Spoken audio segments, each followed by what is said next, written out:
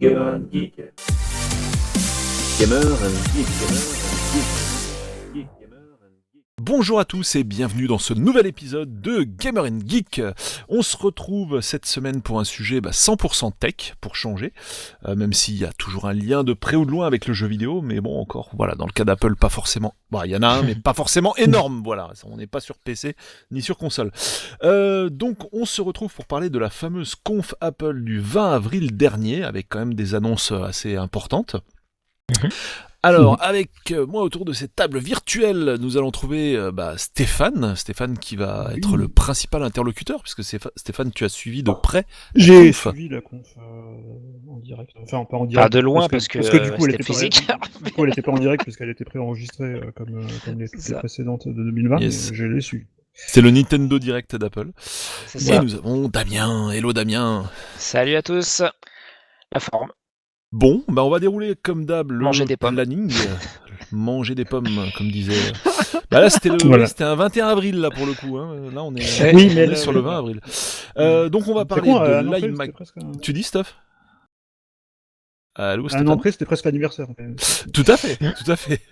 Alors, on va parler du coup de l'iMac M1, de l'iPad Pro, de AirTag, un petit nouveau dans la gamme des accessoires d'Apple. Voilà. Et puis on verra qu'il y a l'accessoire de l'accessoire aussi, qui coûte le même prix. Je commence déjà à spoiler. On parlera aussi Apple TV 4K et Apple Podcast. Une petite nouveauté du côté d'Apple Podcast qui évidemment existait déjà avant, puisque pour certains, vous nous écoutez peut-être à partir de là. Et oui. Bon, je propose sans plus tarder de commencer par la rubrique iMac M1. Alors, moi, je te dis franchement, Stuff, pour moi, ça a été le truc le plus sexy, clairement, de tout ce qui a été annoncé, et c'était attendu quand même, je pense. Oui, non, mais c'était la grosse annonce de la conf. Alors, tout le monde était tombé à côté parce tout le monde avait commencé à voir des trucs, genre ils vont nous annoncer de la réalité augmentée, une voiture, avec les grands classiques. Parce que l'invitation, c'était un logo Apple un peu griffonné aussi, façon Apple Pencil. On s'est dit c'est les iPads et tout ça. Mais non, en fait, l'invitation, en fait, c'était un zoom sur le L de Hello, le Hello du Mac, qu'ils ont remis un peu au goût du jour. Et donc la star de l'événement, c'était l'iMac, donc qui passe enfin en processeur Apple Silicon.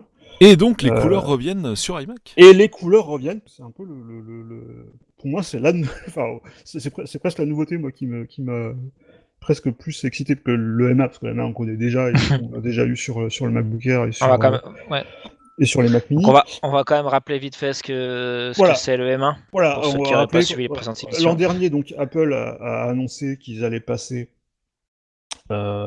se passer déjà d'Intel et déjà lancer une transition vers leur propre processeur. Donc Apple fait déjà ses propres processeurs pour iPhone, iPad et aussi tous les petits processeurs qu'on a des Apple Watch, etc. Donc là, ils ont annoncé cette transition en juin à la WWDC, et en novembre de la même année, en novembre 2020, on a eu les premiers Mac, donc le MacBook Air, le MacBook Pro 13 pouces et le Mac Mini, voilà, qui sont donc un ordi portable et un Mac deux ordi portables, un desktop, 16, et qui avait donc une nouvelle puce Apple qui est le M1, qui est une puce avec je crois 8 cœurs graphiques, des cœurs CPU, comme on a déjà sur les derniers A14, A12, etc. Qui des cœurs aussi dédiés au machine learning et à l'intelligence artificielle. Donc voilà, c'est Apple qui reprend un peu le contrôle finalement de des Mac, comme il l'avait déjà fait avec l'iPhone, qui pousse encore un peu plus loin l'intégration entre le matériel et le logiciel. Ouais, alors donc la grosse nouveauté, donc, c'est pas qui fabrique, mais c'est aussi qu'on change carrément d'architecture au passage. On change carrément d'architecture parce qu'on arrive au ARM. Alors on se demandait est-ce que les processeurs seraient assez rapides par rapport aux processeurs Intel. On s'est rapidement rendu compte en voyant les premiers tests du MacBook Air notamment, que non seulement ils étaient aussi rapides, mais qu'ils explosaient même carrément la plupart des Macs, même des Macs c'est quand même ouf, haut de gamme comme le MacBook Pro. Sur un petit MacBook Air, il y a même sur certains tests, je crois que c'est en monocœur, le MacBook Air M1 est plus rapide que l'iMac Pro, qui est un Xeon quand même. C'est juste complètement fou, quoi. Voilà. Ouais. Après, ça reste des benches, donc c'est pas forcément non plus un indicateur de performance réelle, mais même Oui, performance mais réelle surtout sont pour. vraiment- Ouais, c'est sûr vu que c'est encore au début que même il y a des applications qui étaient testées qui étaient encore en mode Rosetta, donc en mode Exactement, parce qu'il y a- compatibilité, voilà. ça reste On me rapp- encore voilà, plus on me impressionnant. on me rappelle effectivement quand Apple était passé au processeur Intel, en fait, ils avaient une couche d'émulation du PowerPC qui s'appelait Rosetta, et donc là pour le M1 ils ont fait Rosetta 2. Rosetta 2. Et effectivement, il y a des applications en fait qui sont plus rapides en émulation sur un M1 que sur le Mac, genre c'est MacBook ouf, Air quoi. par exemple, qui le remplace. Donc, Ouais, pourquoi c'est assez impressionnant? Parce dingue. qu'en émulation, normalement, tu perds toujours énormément de puissance, quoi, parce qu'il Bah y a une oui, espèce carrément, de carrément. translation des commandes, quoi, en fait. Mm. Et donc là, t'arrives à faire mieux en émulation, c'est juste Voilà. incroyable, en fait. Voilà. Et donc, on est arrivé avec ces 3 Macs-là, et on se disait, qu'est-ce qu'ils vont nous faire pour la suite? Alors, il y a des rumeurs depuis des mois qui circulent sur les MacBook Pro.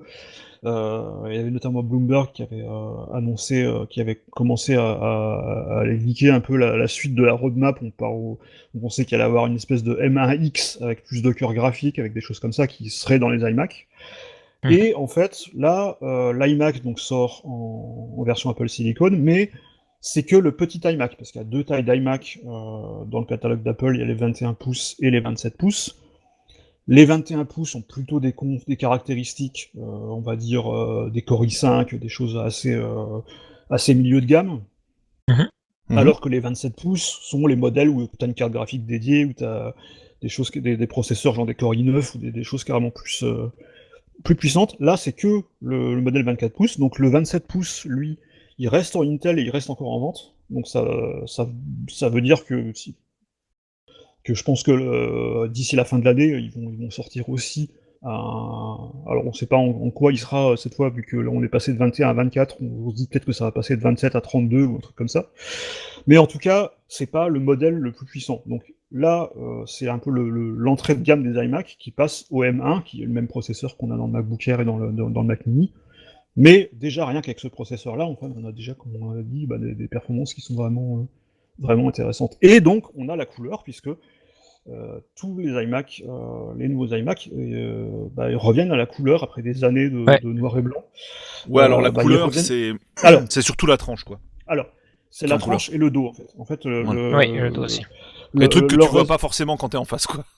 Justement, c'est pas, enfin, ça c'est un peu leur discours, en fait, de dire, c'est justement sur les iMac, ce qui est important d'avoir de vraiment voyant, justement, c'est le dos, parce que les iMac, c'est des ordinateurs qui sont beaucoup utilisés, notamment dans des commerces, dans des kiosques, dans des lobbies d'hôtels, etc., où ce que tu vois quand t'es client, c'est le dos. Et c'est pour ça qu'ils ont plutôt mis les couleurs vibrantes sur le dos, et des couleurs un peu plus neutres, un peu plus pâles, pour l'écran, typiquement pour se concentrer, pour se concentrer plus sur son image sans être distrait par des couleurs vives. Moi, j'aurais bien aimé voir quand même la version intégralement, parce que j'adore les couleurs du dos, et j'aime un peu moins les couleurs palettes qui rappellent franchement, un peu pareil.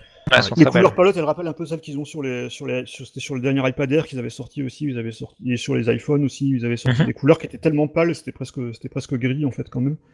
Là, c'est un peu plus saturé quand même, mais bon, voilà. Moi, personnellement, je suis assez fan de ce look, mais c'est assez marrant de voir que finalement, il y a Apple qui avait, à l'époque, quand ils avaient sorti le premier iMac en 98, c'était un petit peu le retour de la couleur dans les ordis, et ils se moquaient pas mal des PC qui étaient tout beige, tout moche. Ouais, après, je trouve qu'il y a vraiment il y a un retour à ça en fait. Cette époque iMac, première du nom, où vraiment le fait Apple déjà vendait un peu de rêve et surtout vendait un peu de je sais pas, un truc un peu chatoyant, un peu de fun, exactement. C'était des ordi qui étaient ludiques, qui étaient. C'est ça. En plus, il y avait le côté transparent à l'époque. Et je pense en fait, alors. Je peux m'avancer peut-être, mais je pense que c'est aussi lié justement à la crise sanitaire, etc. Je pense que leur service marketing ou leur analyse ont prouvé que les gens avaient besoin de couleurs, avaient besoin d'un truc un peu chatoyant, un peu gay. Ouais. Quoi. c'est un débat à savoir effectivement de quand est-ce qu'ils ont eu ce réflexe-là. Est-ce que c'était déjà un peu tard pour que ça ait été inspiré par la crise sanitaire? Mais en tout cas, ce qui est assez marrant, c'est de voir que finalement, c'est eux qui avaient à l'époque mis ce côté un petit peu fun. Et après, par la suite, c'est finalement eux qui sont devenus les trucs gris, parce que c'est eux qui ont commencé à mettre du gris partout sur les MacBooks. Et tout le monde a suivi, c'est ça qui est énorme. Et tout le monde a suivi. Et maintenant, ils reviennent à la couleur. Voilà. Et tout le monde suivra. Les couleurs, bah oui, bien sûr. Bon, après, c'est eux qui avaient suivi au niveau des iPhones, hein, avec les 5C et compagnie. Tout à fait. Ils avaient carrément ils avaient emboîté le pas à Nokia, qui a été précurseur là-dessus, hein, complètement. Mais moi, je suis vraiment content parce que j'en ai marre du gris. J'en ai vraiment marre du gris dans les ordi, en fait. Il y a et même des bordures noires. Je trouve ça tellement cliché. Maintenant, il y a tous les ordi qui ont des bordures noires. C'est bien d'avoir une bordure blanche avec des couleurs autour. Moi, je trouve ça vraiment sympa. Non, ils sont sympas. Par contre, on note aussi quand même un peu l'arrêt de la réparabilité de ces ordinateurs. Là, c'est bienvenue dans le monde du mobile, en fait. Voilà, c'est le deuxième point, en fait, c'est que ces iMac sont non seulement en couleur, ils sont tout jolis et tout ludiques, mais ils sont aussi très très fins. Et ils sont tellement fins que, d'une part, ils peuvent pas mettre de port USB-A, parce que ça dépasserait. Non, mais c'est ouf, quoi. Du coup, ils ont mis de l'USB-C. Que de l'USB-C et du Thunderbolt sur certains modèles. Et puis il n'y a pas la prise jack derrière. Et même la prise jack, elle ne pourrait pas être au dos, parce que le jack serait trop grand, et du coup elle est sur le côté. Oui, enfin ils auraient pu la mettre en dessous, quoi, entre parenthèses. Hein. Oui, mais parce en dessous, que sur le dessous, tu arrives quand même à mettre au pire une mini jack, quoi. Mais bon, comme de toute façon ils l'ont dégagé de partout, fallait pas s'y attendre. Mais voilà. On parle de 11,5 mm. Voilà, je sais pas si vous imaginez 11,5 mm. C'est ça. En fait, c'est l'ordi complet, quoi. Ils sont plus fins que les premiers iPhones. En fait. Oui. Donc c'est complètement barbare. Par contre, alors c'est un peu le défaut. Le défaut, en avait en fait, parlé. Le défaut, alors il y a un truc qui revient un petit peu. Un point qui fait un peu débat, c'est le fait qu'il y a un gros menton à nouveau sur les iMac. Moi, je trouve pas ça choquant parce que quelque part, c'est un petit peu la caractéristique de l'iMac. Un peu quand tu vois la gueule qu'il a, c'est toujours un truc avec une bordure en dessous. Mais justement, ils sont aussi fins parce qu'en fait, toute la carte mère de l'ordi est dans le bas et dans le bandeau inférieur. Là, il n'y a pas le choix, bien sûr. Et tout le reste, c'est l'écran. Et par contre, effectivement, il y a un point moi que je trouve vraiment regrettable, c'est qu'il y a... C'est ventilé par contre, quand même, ou... C'est ventilé, ouais, il y a deux petits ventilateurs. Par contre, moi, il y a un petit truc que je trouve un peu dommage, c'est qu'ils font référence aux iMac 98 avec les couleurs, ils font un peu référence, quand ils avaient annoncé le premier iMac qui avait ce design-là en 2004, je crois qu'il était sorti le premier iMac G5 qui avait ce design qu'on a. En disant la pub à l'époque c'était où est passé l'ordinateur, ce qui était assez marrant d'ailleurs, parce qu'une fois j'avais vu une affiche de quelqu'un qui avait ajouté DTC. J'avais trouvé ça très très drôle. C'était un peu primaire, mais c'était marrant. Et par contre, moi ce que j'aurais voulu aussi, c'est qu'il fasse un petit peu référence au plus bel iMac de tous les temps, même au plus beau Mac de tous les temps pour moi, c'est l'iMac G4 qui avait ce bras articulé. Oui, pouvait orienter que tu pouvais régler en hauteur. Voilà, et donc là, on reste sur le même format, c'est-à-dire qu'on a un écran, on peut juste l'incliner, et je trouve ça un peu dommage, parce que moi j'aurais bien aimé un iMac qu'on puisse... mon rêve, c'est un iMac qui soit le Surface Studio, que tu puisses mettre à plat et dessiner dessus. Ça arrivera peut-être sur des versions Pro X. Mais c'est peut-être en fait un premier pas vers ce design-là, et après ils ont rajouté une autre orientation, et une autre articulation en bas, et ils pourraient le faire. C'est un peu ça, on n'arrête pas de se dire que ces iMac ressemblent à un iPad. Moi je trouve que ce qui manque toujours c'est le tactile, quoi. Non, c'est quand même service minimum en termes de fonctionnalité au niveau du pied. Ça reste un Mac, ça reste un iMac tel qu'il est conçu depuis 2004, et avec toujours cette marque de fabrique qui a été la même en fait depuis le début, c'est-à-dire de le faire de plus en plus fin. Et maintenant ils ont réussi à le faire trop fin pour mettre un jack derrière. Mais voilà, moi je trouve au niveau du design c'est vraiment sympa. Mais maintenant la question qui se pose, c'est de savoir qu'est-ce qu'on va avoir par la suite.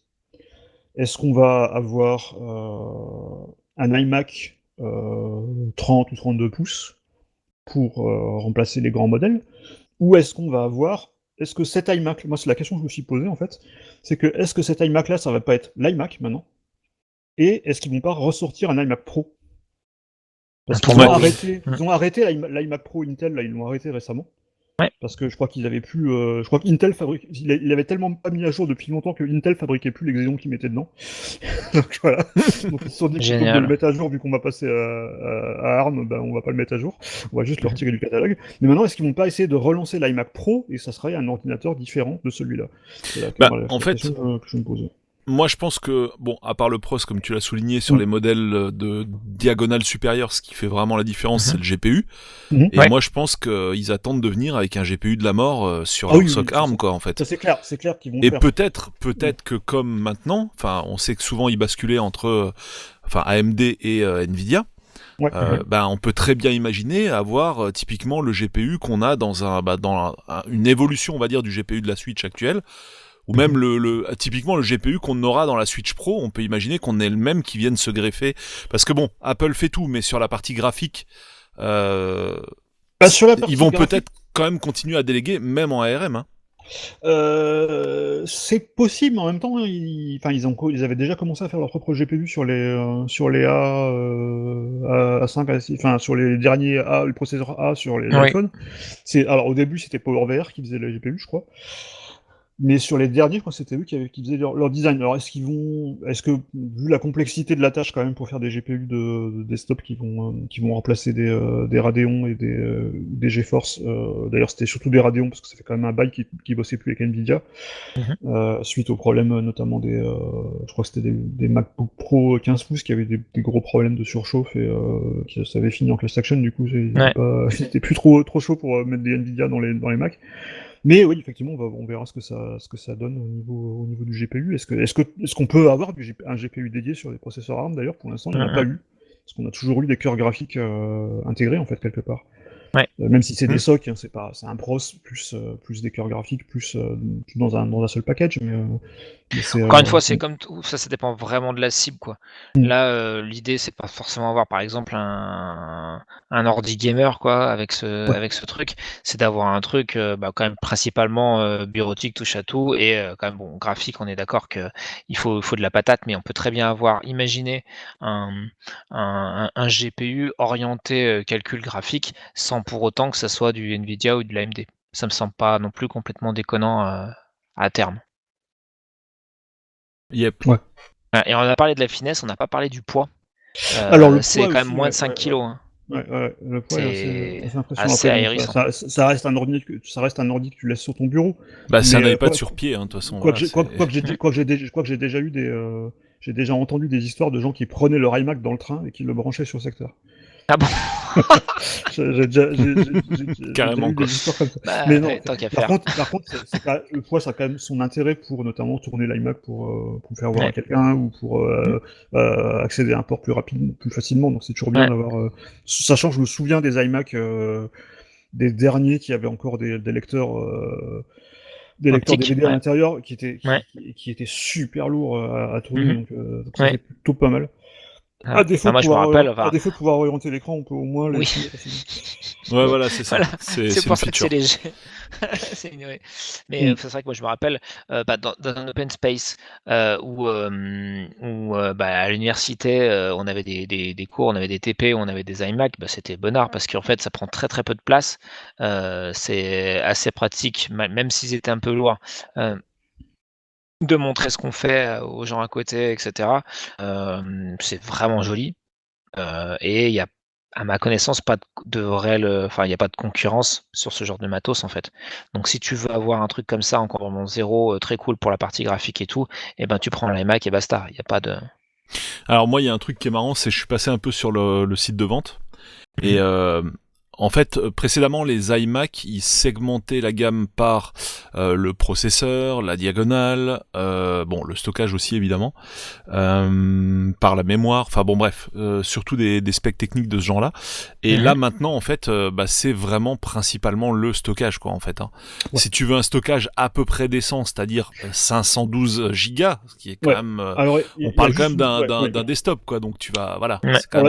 Il y a juste une petite segmentation qu'on avait déjà sur le MacBook Air, qui est les premiers modèles, donc les premiers prix, ont un processeur avec 7 cœurs graphiques, et les modèles plus élevés ont 8 cœurs graphiques. En fait, ils ont juste enlevé un, quoi. Enfin, enlevé un. Ils ont juste endormi un. En fait, l'hypothèse, parce qu'Apple communique pas là-dessus, et l'hypothèse qui était déjà celle pour le MacBook Air, c'est que c'est le mauvais batch en fait, où il y a un cœur qui est mort en fait dans la dans la gravure, qui se retrouve en fait, qui au lieu de pas les utiliser, les utilise sur l'entrée de gamme. Et les bons, ceux qui ont les 8 cœurs qui sont actifs, sont sur le haut de gamme. Et ça, c'était quelque chose qu'on avait déjà aussi sur les iPad Pro, sur les précédents iPad Pro qui étaient sortis en 2018. Il n'y avait que 7 cœurs graphiques, ce qui avait surpris tout le monde. On s'est dit pourquoi il n'y a que 7 cœurs, pourquoi il n'y a pas 8 ? Et 1 ou 2 ans plus tard, ils avaient sorti le même, mais avec 8 cœurs. Et en fait, on s'est dit, cette fois-ci, maintenant, ils ont le bon batch, et maintenant, ils les mettent... Oui, parce que quand même, il faut quand même savoir qu'il y a une pénurie de microprocesseurs, d'un certain nombre d'éléments matériels qui sont importants pour les ordinateurs notamment. Et effectivement, ce serait pas complètement déconnant, même si c'est assez fou quand on y pense, du coup de capitaliser sur des produits légèrement défectueux, de les commercialiser à prix, on va dire intéressant, pour après ceux qui sont complets et plus puissants les offrir à ceux qui mettront un peu plus. Mais voilà. En tout cas, rien concernant la mémoire, en gros, tu veux 512, c'est plus de 2000 balles. Voilà. Là, t'es obligé pour avoir 512 d'aller sur le modèle le plus cher. Et aussi, parce que c'est aussi une limitation, j'ai l'impression, du M1 pour l'instant, c'est que tu peux pas aller au-delà de 16 Go de RAM. Oui, tout à fait. Mais pour extrapoler ce que tu dis, Polo, sur la segmentation, il y a plus de segment, qui se réduit, c'est que ça va encore plus loin, c'est-à-dire que maintenant, Apple propose finalement 4 fois le même ordinateur. Oui. Le MacBook Pro, le MacBook Air, l'iMac et le... Avec la même architecture. Oui, c'est ouf. Ouais. Et donc, niveau rentabilité, c'est imbattable. On a différents formats, en fait. Ah oui, non, c'est incroyable. Et ce qui est quand même assez une première pour une gamme d'ordinateurs. C'est assez rare de voir ça. Une fois que tu as une carte mère de mobile que tu intègres de partout, à partir de là, tout est possible. Et parce que même si on prenait par exemple Intel, ils ont quand même des variantes de leur architecture et de leur processeur. Là, en fait, c'est le même truc à toutes les sauces. Et en fait, ce qui change, c'est l'écran, c'est les accessoires qu'il y a à la disposition. Aussi le fait d'avoir de la ventilation ou pas, parce que par exemple sur le MacBook Air est fanless, donc du coup il y a du throttling, ce que t'as pas sur les autres. Mais sinon c'est le même ordi, quoi. Et alors là, pour le coup, ça simplifie, ça rend un peu plus lisible l'offre en matière de CPU. Parce qu'on se souvient quand même d'Intel à une époque où ils avaient une gamme de processeurs qui était pas très performante. C'était quoi? C'était les M5 ou comment ils Core M5. Ouais, c'est ça. Les Core M5. D'abord, c'était le Core M. Les M, ça leur a pas trop porté chance. Et donc, du coup, personne n'achetait de machine à base de Core M parce qu'ils s'étaient fait déchirer dans les benches. Et après, ils ont appelé ça Core i5. Voilà. Le même CPU. Voilà. Donc, du coup, tu te retrouvais avec des Core i5 qui n'avaient absolument rien à voir entre eux. Et c'est quand même un sacré problème, en fait, mine de rien. C'est vrai. Quelqu'un te demande des conseils, ça arrive sans arrêt dans notre entourage ou dans la vie professionnelle. Ouais, qu'est-ce que j'achète? Écoute, tu prends un Core i5 minimum, puis après il se ramène avec le M5 déguisé. Putain, le mec, c'est plus ton copain après. Il y avait déjà des différences entre les Core i5 basse consommation, avant qu'il fasse le coup du M5. Oui, avant qu'il fasse le coup. Entre le Core i5 que tu avais dans un MacBook Air et un Core i5 desktop, c'était pas du tout la même chose. Ça avait juste rien à voir, t'avais même pas le nombre de cœurs, quoi. Je veux dire, dans un cas c'était un dual core, dans l'autre cas c'est un quad. Et donc déjà là, au moins il y a cette simplicité là. Donc voilà un peu ce qu'il y a à dire sur l'iMac.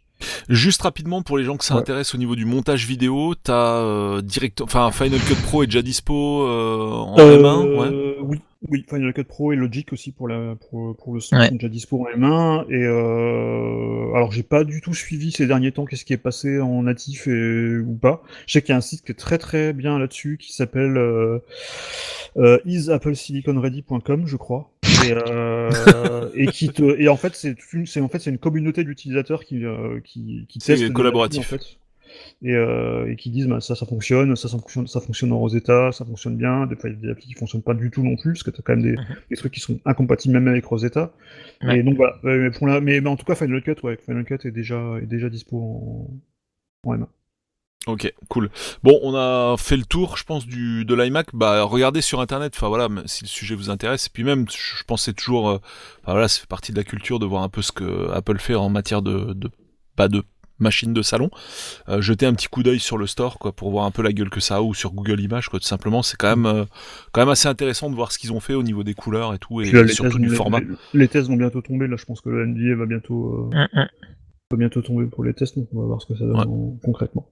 Puis bon, voilà, c'est vrai, j'ai l'impression qu'il y a quand même une petite augmentation de prix quand tu veux un stockage, comme je le disais, à peu près décent. C'est-à-dire pour moi, 512, c'est le minimum du minimum. Voilà, mais au moins, moi, j'ai un Tera dans mon iMac aujourd'hui qui date de 2011, quoi. Donc au moins, il n'y a plus de disque dur. Donc c'est déjà pas mal, mais c'est quand même ouf que tu puisses pas. Enfin, si tu peux certainement via les options, mais ça doit te coûter 3 reins. Passer sur un Tera, j'ose pas imaginer à combien tu grimpes. Tu peux passer sur des options. Je sais plus exactement jusqu'où tu peux aller, mais tu peux.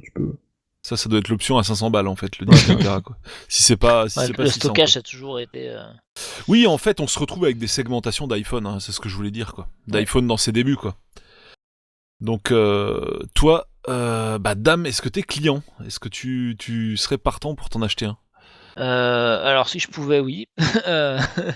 C'est vraiment. Comment tu ne peux pas mettre 2000 boules dans un... Non, non, mais honnêtement, ouais, c'est quand même un très très beau produit. Et comme je l'ai dit, la force, c'est qu'il n'y a pas de concurrence en fait. Si tu as un tout petit bureau, tu peux pas mettre comment dirais-je, un PC ou un ordinateur en fait tour. En format tour, là tu as tout en un avec un écran, c'est hyper séduisant. Enfin moi je verrais bien des usages, notamment en télétravail. Ça serait assez pratique, si ce n'est que c'est dans un environnement Mac et que tu n'as pas forcément tout.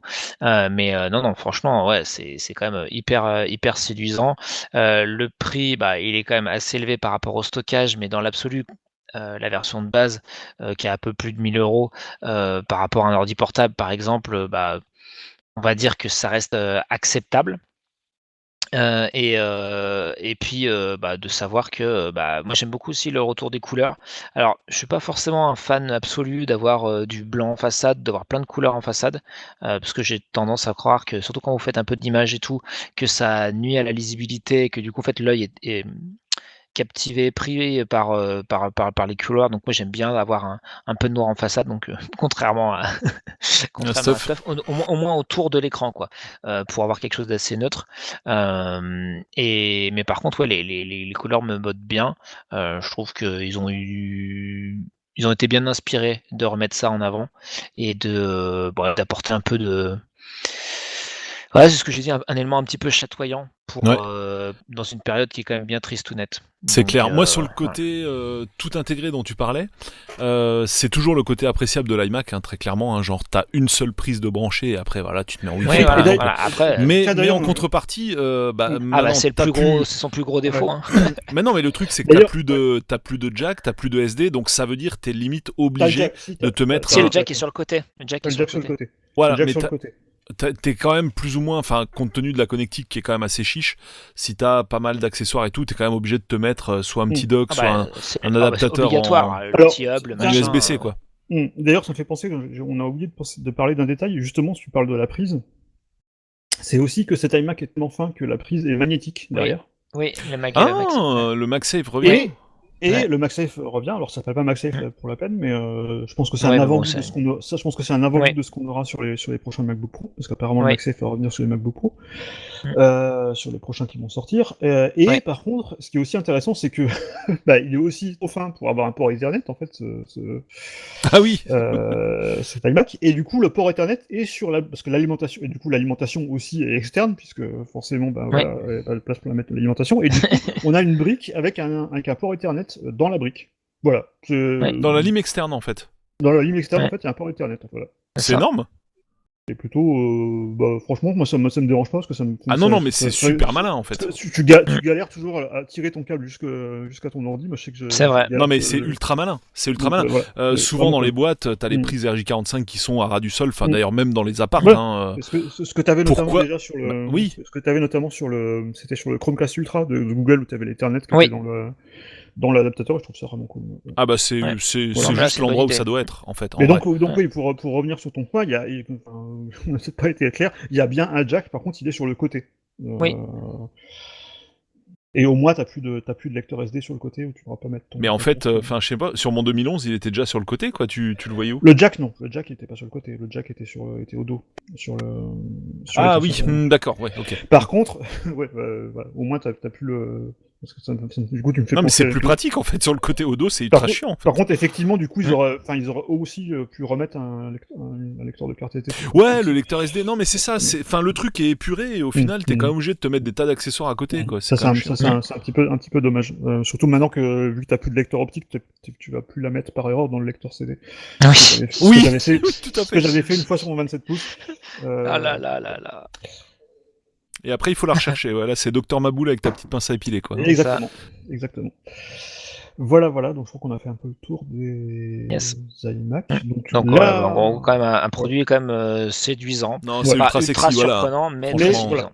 Mais voilà, un produit dont on attend la suite, parce que je pense que moi personnellement, j'ai été vraiment très séduit par ce qu'ils ont présenté. Par contre, moi, ce que j'attends, c'est le gros, en fait. C'est celui qui remplace le 27 pouces. Oui, parce que là c'est... Enfin, 24 pouces, c'est bien sans plus, quoi. C'est le truc pour dépanner, c'est le truc un peu disons qu'on peut avoir chez soi. Ouais, on a quand même un écran 4,5K, mais je veux dire, ouais, ça va, quoi.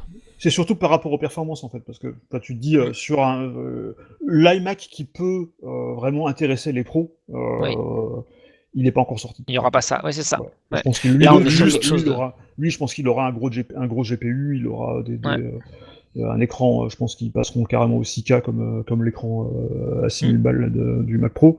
Et voilà. Ouais.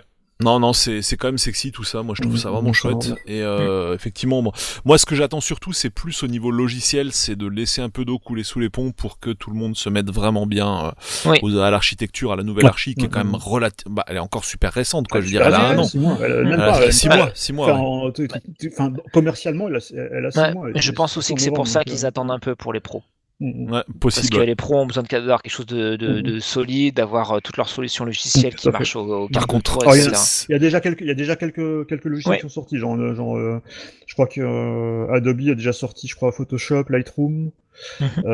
Microsoft a déjà sorti les applis Office, sont déjà compatibles. Enfin, il y a déjà des trucs qui sont passés, mais il y en a quand même encore beaucoup. Genre par exemple, récemment, en musique, il y a Ableton Live. La version 11 qui est sortie, elle est que Intel, alors qu'elle est sortie, elle est sortie en février. Et donc, c'est ouf, quoi. Même encore là, il y a encore pas mal de solutions qui vont rester encore Intel pendant un certain temps, je pense. Ouais, je finirai avec une petite anecdote. En fait, on suivait régulièrement avec Stéphane le Mobile World Congress. Donc tous les ans, on allait à Barcelone là pour le salon mondial du mobile. Et tous les ans, en fait, je rencontrais le patron de Qualcomm. Donc qui est le principal fournisseur de puces à destination des téléphones mobiles, surtout Android, on va dire. Et donc chaque année, en gros, t'avais les cœurs qui doublaient, quoi. Enfin, je schématise un peu, mais c'était ahurissant, quoi. Et puis à un moment, voilà, maintenant on va vers les processeurs 8 cœurs. Je dis ok, ça c'est assez ancien, ça date au moins d'il y a 7 ans, quoi, quelque chose comme ça. Et c'est vrai qu'à un moment, dans une interview, je lui avais posé la question, mais si vraiment à puissance, à watts infiniment inférieur par rapport à du x86, ça développe beaucoup plus de puissance. J'avais dit au boss de Qualcomm, j'ai dit mais pourquoi on ne développe pas des pros comme ça pour les PC desktop, quoi. Il avait pas compris la question, en fait, comme et maintenant on y est, quoi. Ça y est. Enfin, on y est pas pour tout le monde, mais pour Apple, quoi. Et justement, c'est la question qui se pose aussi, c'est savoir maintenant comment ça va évoluer le Windows sur ARM, parce que pour l'instant ça existe. Ça existe même depuis un certain nombre d'années, parce qu'on avait déjà eu Windows RT, donc ça comptait pas vraiment. Parce que ça qui a fait une boucherie chevaline. Mais il y a quand même un vrai Windows ARM qui existe depuis 2-3 ans maintenant, quand même, je crois, et qui est sur certains modèles, notamment sur une des surfaces, la Surface Pro X, qui est en ARM. Je crois qu'il y a 2-3 PC, peut-être de HP ou d'Asus, qui doivent être aussi avec des Snapdragon dedans. Mais pour l'instant, ça reste quand même assez minoritaire, et puis surtout la version ARM de Windows a apparemment encore des gros problèmes de performance, contrairement. Non, mais clairement, là, ils ont un boulevard. Apple a un boulevard sur ce truc. Ils le savent. C'est-à-dire que Apple, c'est pas seulement du ARM, c'est du ARM design by Apple, quoi. Donc du coup, c'est fait pour leur logiciel. Donc c'est forcément encore. Parce qu'en fait, on parle de puissance, on parle de processeur, de consommation, c'est très bien, et c'est le nerf de la guerre. Mais ce que la plupart des utilisateurs finaux vont voir, c'est l'expérience. Et ça, de toute façon, je prêche des convaincus, même si j'ai des PC chez moi, j'en suis très content. Mais voilà, sur Apple, il y a une expérience que que pas mal de gens préfèrent, en tout cas recherchent. Et donc, en fait, si on a Windows qui court un peu derrière avec des solutions logicielles sous ARM qui sont pas top ou pas fignolées, et de l'autre côté, Apple a le truc déjà à la fois puissant et à la fois reluisant, bon, bah, ils ont quand même un petit plus. Alors, encore une fois, on sait pas du tout les mêmes parts de marché et Windows, enfin, Microsoft peut dormir tranquille, mais pour autant, voilà, c'est pas en termes d'image, parce qu'Apple est énormément sur l'image, c'est un message qui est fort. Parce que même si on a du Windows sur ARM demain, ça sera du logiciel qui est fait par Microsoft avec un cross Qualcomm ou un Samsung ou un cross. Alors que là, c'est complètement maîtrisé, c'est complètement à la maison. Enfin, c'est tout maîtrisé par Apple en fait, et c'est leur plus grande force. Ça l'a été sur pas mal de leurs produits, notamment les iPhones, et là, ça va l'être aussi du coup avec leur tout. Enfin, j'allais dire tous les ordinateurs, mais c'est plus que ça, parce que les tablettes font aussi partie, enfin en tout cas les iPad Pro font aussi partie de cet écosystème pour moi. Et donc là, du coup, on va dire que quasiment, 100% du matos Apple est maîtrisé de A à Z, hardware, software par Apple, quoi. Bah, moi, ce que je trouve juste dommage en fait avec pour moi le M1, c'est vachement bien. Hein. C'est quelque chose c'est quelque chose qu'il fallait faire, quoi. Surtout quand t'es dans un environnement fermé comme celui d'Apple, enfin un écosystème fermé, je veux dire. Là, c'est beaucoup moins impactant que si t'es sur quelque chose d'ouvert à la PC. Ouais. Puis avec on va dire aussi l'équation jeu vidéo qui est quand même juste hyper importante et qui à mon avis pour cette raison les choses risquent de rester figées encore un certain temps sur PC. Mais en fait moi ce que j'ai vraiment regretté avec cette mise à jour matérielle qui est majeure en fait, mais clairement hyper importante et hyper bien, hyper positive, je m'attendais à ce que on ait la même révolution au niveau software en fait autour. Et le fait qu'ils aient repondu leur macOS 10, enfin qu'on connaît depuis des lustres et qui a pas évolué et qui est même, enfin s'il évolue tous les ans, mais je veux dire pas dans sens où ils ont vraiment perdu l'avance qu'ils avaient dans les années, en 2007 quoi par exemple, où là ils étaient mais. Je pense que sur le logiciel, il y a quelque chose qui va tomber. Parce que là, il faut que ça change, quoi. Il y a pas mal de signes, notamment dans macOS Big Sur, même si eux disent que non, on travaille pas du tout sur le tactile, etc. Quand même des choses qui montrent quand même qu'ils sont un petit peu au moins intéressés par la chose. Et puis l'OS va aussi se débarrasser de pas mal de supports parce qu'on va passer aussi sur un OS qui va être entièrement sur ARM parce qu'il faut pas c'est ça. Mais là on a des interfaces de 2000 aujourd'hui sur ces Mac. C'est pas normal quoi. C'est un petit peu dur parce qu'il a quand même bien évolué quand même depuis. Mais sur les mécaniques de fonctionnement, je veux dire. C'est vrai. Mais ça, je pense que, à mon avis, je pense qu'à un moment, il y aura une bascule qui va se faire où tu auras le même OS au moins sur iPad et sur Mac. Ça c'est clair. Ouais. Et d'ailleurs, on va voir que avec l'iPad qu'on s'en approche un petit peu plus. C'est ça en fait. À chaque nouvelle conférence, à chaque nouvelle annonce, on s'en approche. Mais clairement. Eux s'en défendent encore. De toute façon, ils vont pas dire le contraire. Il faut bien qu'ils vendent chaque. Le Mac c'est le Mac, l'iPad c'est l'iPad, mais bien sûr. On sent bien qu'il y a quand même pas mal de signes. Et en attendant, du coup, le Mac a un processeur M1 et l'iPad Pro. Transition. Et aussi. Non mais juste pour finir sur les interfaces, typiquement dans macOS 10 aujourd'hui, tu as un Springboard comme t'as sur l'iPhone et l'iPad, et en plus t'as le dock. Donc je veux dire, à un moment il y en a forcément un des deux qui sert à rien, quoi. Donc oui, c'est clair. Non mais d'ailleurs même sur l'iMac, sur l'iPad t'as un dock aussi maintenant, mais sur les dernières versions d'iPadOS. Mais oui, non, je veux dire, c'est vrai que pour l'instant macOS ça ressemble quand même plus à un coup de peinture, à des coups de peinture successifs que même si sur le Big Sur il y a quand même pas mal de choses qui ont changé de manière plus radicale que par le passé, ça reste quand même la même logique. Alors moi pour finir, je me pose quand même aussi une question avec ces nouveaux iMac. En fait, d'une manière générale, sur l'ensemble de la gamme avec les processeurs M1, la question que je me pose c'est est-ce qu'on va pas vers un cycle d'obsolescence plus proche de la téléphonie mobile que des iMac précédents en fait quoi. Ça c'est possible. Ce que je veux dire aujourd'hui, j'ai un iMac qui date de 2011, je m'en sers comme si c'était un modèle de cette année quoi.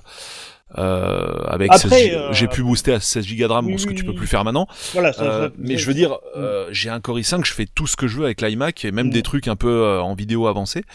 Je suis pas sûr que les iMac qui sortent aujourd'hui, dans une dizaine d'années, tu puisses faire la même chose. Et déjà, je pense que, mon avis, ce que je crains, c'est qu'ils passent sur le même rythme plus soutenu que sur l'iPhone, et c'est-à-dire qu'on se retrouve avec des ordinateurs qui sont supportés 5-6 ans, mais pas plus, quoi. Ça aussi, c'est surtout ça que je crains, c'est le fait que, par exemple, sur macOS, alors j'ai plus exactement sous les yeux la liste de compatibilité de macOS Big Sur, mais je suis à peu près sûr que ça marche encore sur des Mac de 2012 ou 2013. Alors que iOS 14, actuellement, il tourne, je crois, au minimum sur un iPhone 6S. Donc, l'iPhone 6S, il est sorti il y a 5 ans. Voilà. Donc, ça va arriver. Ça, c'est ce que je pressens. Je pense je suis sûr qu'on va être dedans, malheureusement. Je pense que c'est aussi pour ça que macOS évolue pas tant.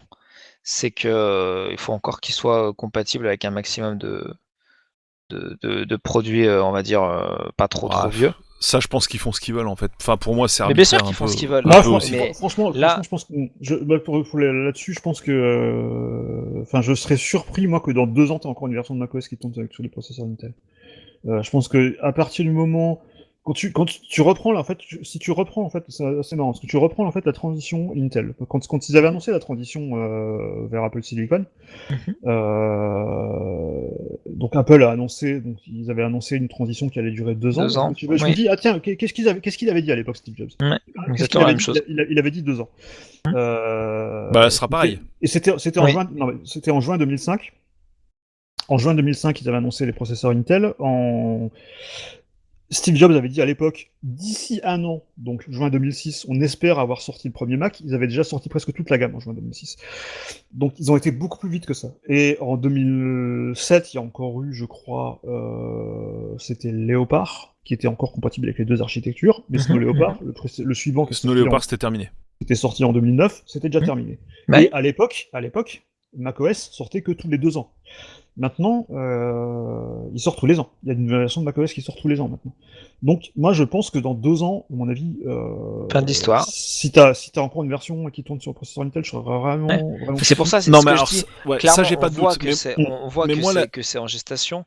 Mais pour l'instant, ils peuvent pas tout de suite faire le grand schisme et la grande cassure, quoi. Non, mais sur ce que t'as dit, Stuff, j'ai aucun doute. Par contre, moi, je parlais plus de M1 à M1. C'est-à-dire, en gros, de Intel à Intel, tu savais que t'avais à peu près quoi, 7 ans?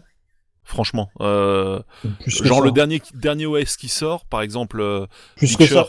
Ouais, plus que ça. Plus que ça, t'avais quasi... Moi, je sais, je dis pas de conneries, j'ai eu un iMac qui doit dater de 2007. De 2007, je crois qu'il était sorti fin 2007, mon iMac 24 pouces. J'ai eu des mises à jour jusqu'à... Je crois que la dernière que j'ai eue, c'était ou El Capitan ou Sierra, donc c'était ou 2015 ou 2016. Donc il a quasi eu 9 ans de support, quoi. Et ben ça, à mon avis, de M1 à M1, tu peux oublier, en fait. Ce sera terminé, ça. Voilà, ça va basculer aussi au modèle iPhone qui sera à peu près de 5 ans. Voilà, c'est ça. Complètement. Ouais, tout à fait. Bon, bah du coup, transition iPad Pro. Voilà, donc il y avait aussi un nouvel iPad Pro, donc comme tout le monde pensait que ça allait être la star du show, ça n'a pas été la star du show, c'était plutôt l'iMac, mais il y avait aussi l'iPad Pro. Et qu'est-ce qu'on a dans l'iPad Pro? On a un processeur M1. Quelle surprise! Quelle surprise! Alors, voilà, on a un M1 dans un iPad. Alors, au départ, quand ils ont annoncé le M1, je m'étais dit le M, c'est, je pense que tout le monde s'est dit ça, le M, c'est le Mac, donc c'est des processeurs pour les Mac. Bah non, ils en mettent un dans les iPads. Je pense, derrière ça, je pense qu'il y a vraiment un truc marketing, c'est de se dire, typiquement, là, par exemple, le dernier pros mobile d'Apple, c'est le A14, qui est sur les iPhone 12 et sur l'iPad Air. Le quatrième génération de l'iPad Air, je crois. Clairement, si ça avait été genre un A14X, ce qu'ils faisaient souvent sur les iPads, ils sortaient souvent la version X du processeur avec plus de cœur graphique. Boosté, quoi. Voilà. Typiquement, un A14X, c'est un M1. Ce serait pareil, en fait. L'idée, par contre, de génie, de marketing, c'est de dire, voilà, c'est un M1, donc ça veut dire que t'as même plus que dans un Mac. Et c'est un peu cette idée de dire que voilà, l'iPad, non, l'iPad Pro, il est aussi puissant qu'un Mac. Maintenant, moi, le problème que j'ai par rapport à ça, c'est que, ok, t'as un M1, mais t'en fais quoi? Parce que ça reste un iPad, quoi. Alors effectivement, tu peux faire plein de choses avec un iPad maintenant, hein. T'as des logiciels de montage photo qui sont vraiment sympas, même des logiciels de montage vidéo, mais ça reste un OS mobile qui est quand même assez limité. Oui, tu restes sur iOS, voilà. quoi, en fait, hein, du coup. Toi, tu restes sur iOS, enfin qui s'appelle iPadOS maintenant, et qui a maintenant des features un peu plus spécifiques pour l'iPad, genre multitâche, t'as un vrai dock persistant que tu peux appeler par un geste, etc. Donc ça se rapproche plus d'un Mac, mais ça reste quand même t'as pas Final Cut on parlait de Final Cut sur M1. Ouais. Effectivement, il est dispo sur un Mac avec M1. Par contre, tu peux pas utiliser Final Cut sur un iPad. Tu peux pas utiliser Logic sur un iPad. Tu peux utiliser Photoshop, mais ça. Bah, t'as une version de Final Cut sur iOS, mais c'est pas le Final Cut d'OS non, 10, quoi. t'as pas Final Cut sur iOS. T'en avais un à un moment. Ils l'ont dégagé. Non, t'as iMovie, c'est pas. Oui, iMovie, pardon. Voilà. Oui, je voulais dire iMovie. Voilà, t'as iMovie, t'as pas Final Cut, quoi. Et t'as GarageBand, ouais. t'as pas Logic. Et pour l'instant, je reste dans l'expectative parce que ça, typiquement, cet iPad Pro, donc qui sort en deux versions, 11 et 12 pouces, il y a rien que il est plus rapide, du coup, qui est un M1, mais il y a rien que tu peux faire avec cet iPad Pro que tu peux pas faire avec l'iPad à 389€. Parce qu'il a aussi l'Apple Pencil, il a aussi le clavier, il a aussi le même logiciel, il a le même OS. Donc pour l'instant, t'as cette puissance qui est vraiment impressionnante sur une tablette, mais tu sais pas trop quoi en faire, ce qui est un peu bizarre. Ouais. Il aura les mises à jour de l'OS plus longtemps et tiendra plus le coup. C'est ça, la question, c'est qu'on est à un mois maintenant de la WWDC, je crois que c'est début juin. Ouais. Qu'est-ce qu'ils vont annoncer pour iPadOS 15 ? Il y avait notamment des rumeurs qui circulaient récemment de mode un peu à la Samsung Dex où tu pourrais où tu pourrais brancher ton iPad sur un écran externe et à ce moment-là t'aurais des fenêtres et des choses comme ça. Ça peut arriver. Et du coup, par contre, ce qui est intéressant aussi, c'est que sur l'iPad M1, donc il y a un M1, donc il y a aussi une nouveauté que tu n'avais pas sur l'iPad, c'est que tu as du Thunderbolt maintenant sur l'iPad. Puisqu'il a un port USB 4, comme les Mac, il a un port USB 4 qui est compatible avec Thunderbolt 3. Donc tu peux typiquement avoir du Thunderbolt, mais là c'est pareil, tu te retrouves dans la même optique, c'est que niveau stockage sur iPad, tu peux quand même pas faire grand chose. Ça peut faire sortie vidéo du coup Ça peut faire sortie vidéo, mais juste pour faire de la copie d'écran, ou pour l'exemple qui monte beaucoup, c'est par exemple tu peux avoir... Tu peux pas faire écran étendu en fait, alors, tu peux faire écran... Si. Tu peux faire écran étendu, mais c'est un peu compliqué. En fait, tu peux faire écran étendu pour ton Mac avec une fonctionnalité qui s'appelle Sidecar, ce qui fait que tu permets, par exemple, tu lances Photoshop sur ton Mac, et tu peux l'afficher sur l'écran de ton iPad et utiliser l'Apple Pencil pour dessiner, pour retoucher. Ah ouais, c'est bon ça. Voilà, ça tu peux le faire depuis 2-3 versions maintenant, je crois, une ou deux versions de macOS, je crois. Je crois que c'est arrivé avec Catalina peut-être, ou avec celle d'avant. Dans certaines applis, notamment des applis de montage vidéo, tu peux, sur iPad, donc je parle d'appli de montage vidéo sur iPad, tu peux avoir branché un écran externe et avoir la preview de ta vidéo en résolution native sur ton écran externe. Donc du coup, tu as une preview plein écran. Mais par contre, tu peux pas, genre, par exemple, afficher une appli sur un écran externe et bosser dessus, enfin, faire typiquement ce que tu fais avec une surface, si tu branches une surface pro sur un écran externe, tu peux faire du double écran. Oui, tu fais ce que tu veux, quoi. Tu fais ce que tu veux avec moi, avec un ordinateur portable à la maison, j'ai un PC et avec une tablette sous Android. Et ma tablette en fait est mon écran secondaire et je fais ce que je veux avec. Ça tu peux pas encore le faire. Après t'as des choses pour le faire dans le sens Mac iPad, utiliser l'iPad comme un écran externe pour le Mac. Par contre t'as pas de solution encore dans l'autre sens, alors que depuis 2020 on peut utiliser un iPad avec un trackpad et un clavier. Donc on pourrait très bien avoir du double écran tout à fait. avec gestion du pointeur et utiliser le pointeur sur les deux, parce que du coup t'as plus la problématique du tactile sur un écran et pas sur l'autre. Et ça c'est quelque chose qui pourrait arriver, mais qui est pas encore clair sur qu'est-ce qu'ils vont en faire. Est-ce qu'ils vont faire évoluer maintenant vraiment iPadOS pour lui donner vraiment des fonctionnalités plus proches de celle d'un Mac, ou pour revenir à ce qu'on disait, est-ce qu'ils vont à un moment faire un truc qui va être un OS qui serait à la fois pour iPad et pour Mac. Ouais. Voilà. Et genre en fonction de la situation, tu débloques l'un ou l'autre, quoi. Et ce que Microsoft a essayé de faire avec Windows 10 par exemple. Un OS unifié, quoi, mais c'est pas impossible, hein, techniquement. Hein. Franchement, il faut repenser les OS desktop. Ça serait vraiment bien parce que moi j'avais vraiment adoré cette idée de Windows 10, des apps universelles que tu peux utiliser sur un téléphone, que tu peux utiliser sur une tablette, que tu peux même utiliser sur une Xbox. Il y avait fait une démo avec la Xbox One à l'époque. Je trouvais ça vraiment chouette comme idée. Ça a pas pris parce que le côté mobile de Microsoft était déjà un petit peu moribond malheureusement, alors que c'était un super OS Windows Phone, mais il a jamais pris au niveau du public. Et c'est une idée que j'adorais, moi, cette idée d'avoir un OS unifié, bien sûr, avec des versions mobiles, des versions tablettes et des versions ou même Windows 8 qui avait ce mode tablette. Moi, je trouvais ça vraiment chouette en fait. Et je pense que là, il serait logique. Un truc qui pourrait vraiment forcer Apple à repenser son OS dans les grandes largeurs, c'est dès lors qu'il y aurait des iMac avec écran tactile, quoi. Voilà. Je reviens à ce que je disais, moi je voudrais les deux, c'est-à-dire que je voudrais pouvoir utiliser des applis, même si c'est bien ce qu'on a sur iPad Pro, hein, sur iPad et sur tous les iPads d'ailleurs. GarageBand par exemple, c'est une super appli musicale qui permet déjà de faire des petits trucs, de les commencer. Après tu peux les exporter dans Logic et c'est très bien. Mais j'aimerais bien pouvoir utiliser le vrai Logic sur un iPad par exemple, ce que tu peux pas faire aujourd'hui, ou utiliser des applis tierces comme Live ou comme ou d'autres applis de ce genre, ce que tu peux pas faire actuellement. Et à l'inverse, j'adorerais avoir un iMac que je puisse abaisser comme une Surface Studio et utiliser le tactile pour me balader dans ma timeline au lieu d'avoir cette touch bar qui a jamais pris et qui était une espèce de solution. Je me rappelle quand on avait regardé quand ils avaient introduit la touch bar sur les Mac. Ça a toujours été un fail, ça, en fait. Hein. Enfin bon.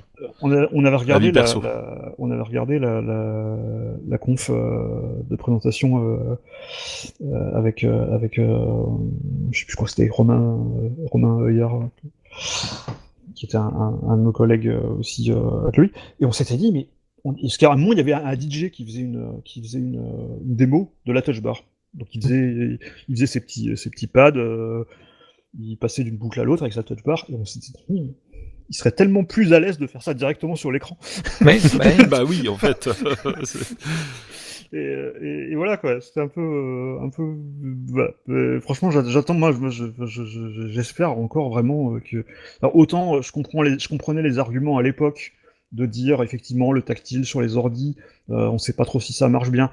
Et depuis, ça a été prouvé que ça marche. Non, mais ça, c'est depuis le début, je le dis, hein, honnêtement. Ça fait même avec les premiers PC hybrides, moi je trouvais ça super, hein, franchement. Ça fait des années que j'utilise une Surface Pro et autant je déteste certaines applications en tactile sur Windows parce que c'est toujours géré de manière un peu à l'arrache. Et j'aimerais bien qu'Apple le fasse aussi parce que eux le feraient mieux. Mais franchement, des fois, de pouvoir juste scroller sur une page, t'es sur une page, tu veux juste scroller, bah hop, tu fais comme sur un iPad, quoi. Enfin, des trucs bêtes comme ça.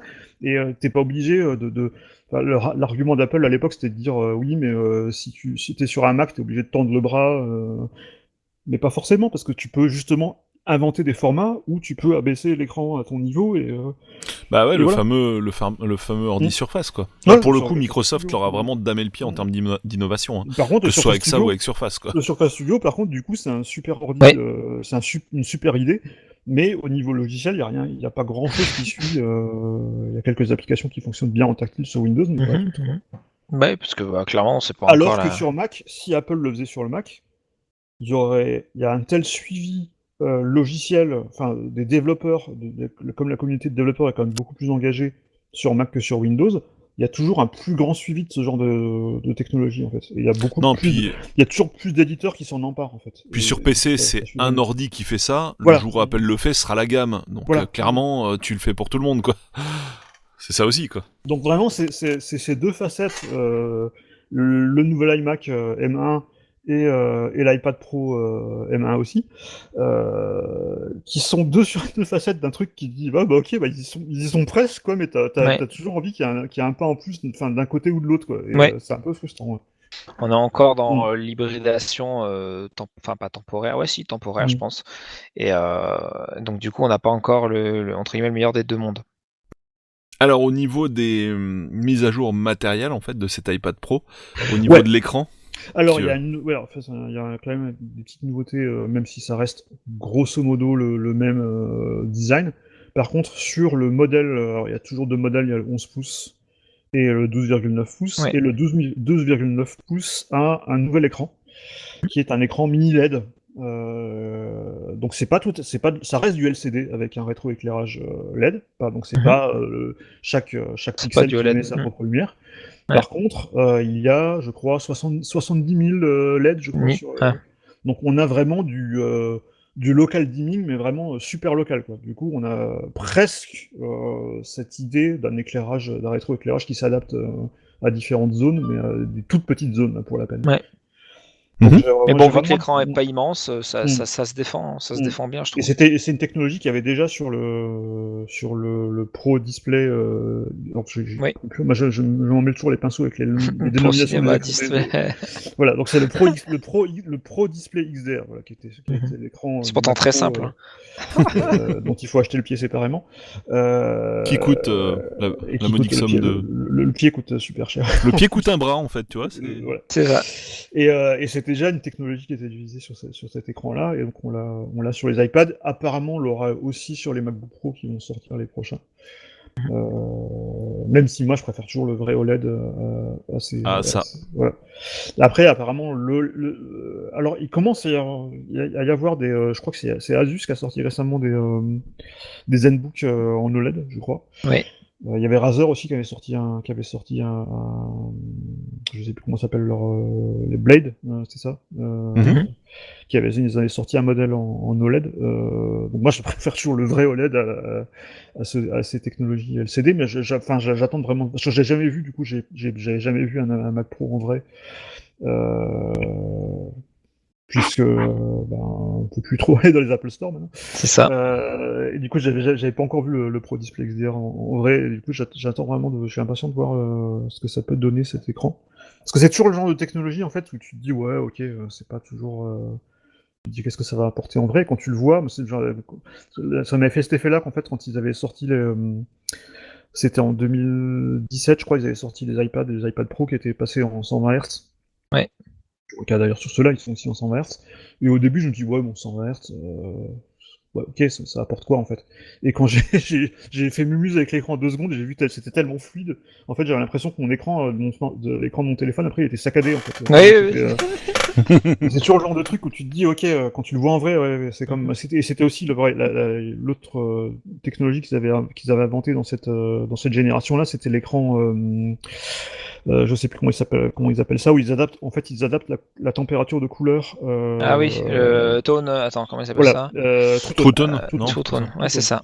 Et pareil, tu te dis ok, qu'est-ce que ça apporte? Et en fait, quand tu le vois en vrai, tu dis ah ouais, en fait, c'est vraiment, vraiment, vraiment chouette. Donc là, j'attends vraiment de voir ça. Par contre, c'est que sur le 12,9 pouces, qui est pas forcément le plus accessible. Parce que moi, c'est surtout le petit qui m'intéresse. Mais... disons que, quand tu arrives à cette taille-là, tu préfères, pour certains usages, tu préfères quand même avoir ton, je sais pas moi, ton MacBook Pro, ou tu vois, t'es à la limite de dire, bah ouais, mais bon, je préfère quand même avoir un ordi portable. Plutôt qu'une tablette avec un clavier déporté qui est sympa sans plus, quoi. Ouais, c'est toujours un peu le problème, par exemple de la Surface, qui est vraiment super, mais quand tu l'as sur les genoux, tu te dis ah ouais, je préférerais avoir un vrai portable en fait. Ouais. Oui, tout à fait. Ça bouge un petit peu et c'est toujours un petit peu obligé de régler le pied et tout ça.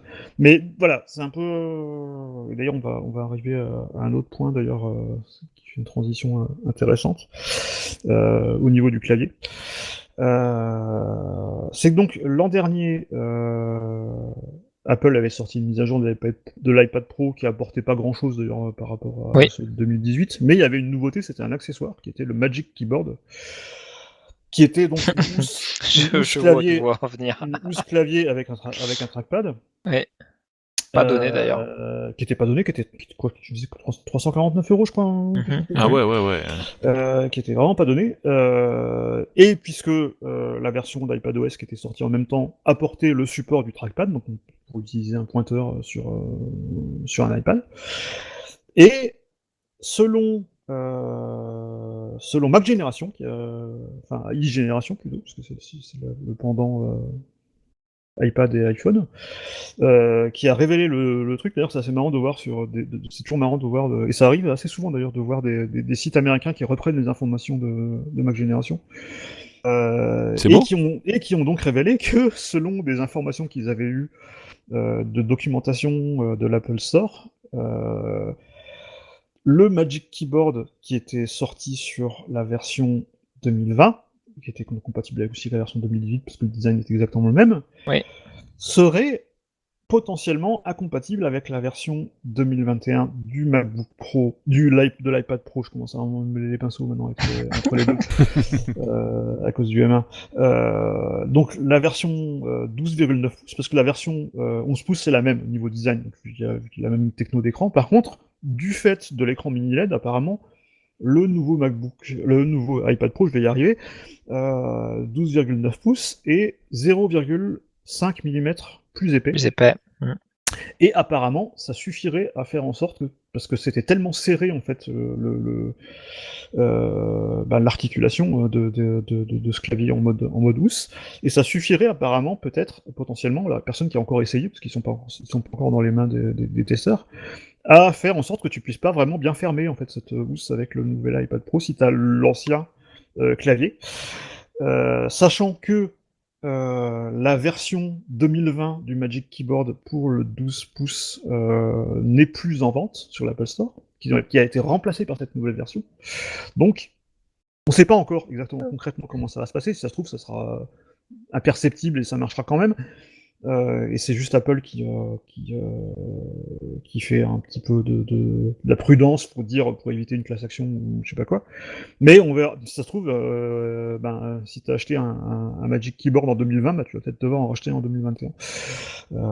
Non mais là, c'est vrai que quand tu vois l'iPad Pro avec le Magic Keyboard, tu te dis, pourquoi c'est pas l'OS d'un MacBook Air? Voilà, oui, ça par contre. Ça n'a aucun sens, quoi. Mais parce qu'il y avait eu un précédent avec ça, c'était les coques d'iPhone 10S qui étaient soi-disant officiellement incompatibles avec les coques d'iPhone 10, parce qu'il y avait un truc qui avait changé, je crois que c'était le bloc photo qui était un petit peu plus grand. Protubérance.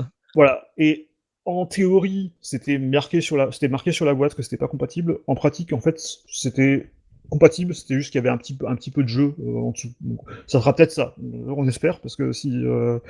ceux qui ont investi, ils vont être contents. Hein. Voilà, à moins que Apple... avec 400 balles le truc, à moins qu'Apple qu'il fasse un truc de reprise. Dans un élan de générosité de la part d'Apple, quand même assez... Générosité, Apple difficile à envisager qu'il fasse un programme de reprise, mais à mon avis, voilà. Soit c'est tellement imperceptible, parce que on parle quand même de 0,5 mm, donc c'est quand même pas grand-chose, que en pratique ça n'aura aucun effet, et Apple a juste déclaré cette incompatibilité pour se protéger. Soit il y aura vraiment un problème, et là ça serait quand même bien embêtant, sachant que, comme l'a rappelé Tom Warren de The Verge, les Surface Pro, je crois qu'ils sont à la 7 actuellement, fonctionnent encore avec le clavier qui était sorti sur la Surface Pro 3. Clairement. Voilà. C'est un peu... les petits travers d'Apple, on verra. Encore une fois, c'est vraiment des spéculations, parce qu'il n'y a pas encore eu de test, il n'y a pas encore eu de prise en main de ces produits, puisque vu qu'il n'y a pas vu que tout est en distanciel, donc du coup il n'y a plus de prise en main en direct comme on a pu l'avoir sur les anciens, les précédents modèles. Donc on verra quand les tests tomberont. Yes. Bon, en tout cas, ouais. Bon, c'est quand même chouette. Enfin, le Magic Keyboard, l'ensemble, on va dire, avec l'iPad Pro, c'est un super produit, l'iPad Pro, mais effectivement, il y a vraiment un décalage, je trouve, aujourd'hui, entre le logiciel et le matériel. C'est-à-dire ce qu'on disait. Tu veux vraiment utiliser quelque chose de plus puissant et de plus versatile que ça. Alors ensuite, au niveau connectique, sur l'iPad Pro. Alors sur l'iPad Pro, on a toujours, comme je disais, on a du Thunderbolt, donc du coup, Yes. et du coup on peut, ça c'est aussi génial, c'est qu'on peut connecter l'iPad Pro à l'écran à $6,000 d'Apple. Voilà, ce qui ne sert à rien, à part afficher une vidéo en 6K. Voilà. Mais c'est magnifique. Okay. Moi, ça me fait toujours marrer d'ailleurs, parce qu'à chaque fois, il parle de cet écran. Genre, tu peux connecter ton Mac Mini, mais quel acheteur d'un Mac Mini a assez d'argent pour se payer cet écran? Ça me dépasse. Ouais, c'est pour. Voilà. C'est ça pour dire qu'on attend aussi, c'est aussi une des déceptions de cet événement. C'est que, et oui. Moi, j'aimerais aussi qu'Apple ressorte un jour un écran abordable. Enfin, au moins un écran à 1 000 €, au moins un truc. Ah, je croyais que t'allais dire un Mac Mini M1. Voilà. Bah, Mac Mini M1 c'est déjà fait, mais voilà. Oui. Mais par contre, moi ce que j'aimerais, c'est une évolution où tu un vrai écran Retina Apple pour aller avec. Mais ça, apparemment, c'est pas prévu. Voilà. Yes. Donc, du coup, on ferme le chapitre iPad Pro. Voilà. Et on passe à un nouveau produit d'Apple. Il y en avait quand même un. Voilà, c'est tout nouveau. Est-ce que c'est la station de rechargement pour tous tes appareils sans fil Apple? Non, ça c'est mort. C'est le AirTag. Mais par contre, c'est marrant parce que je fais penser à ça. On a attendu c'était AirPower, la station d'accueil, qui a finalement été annulée.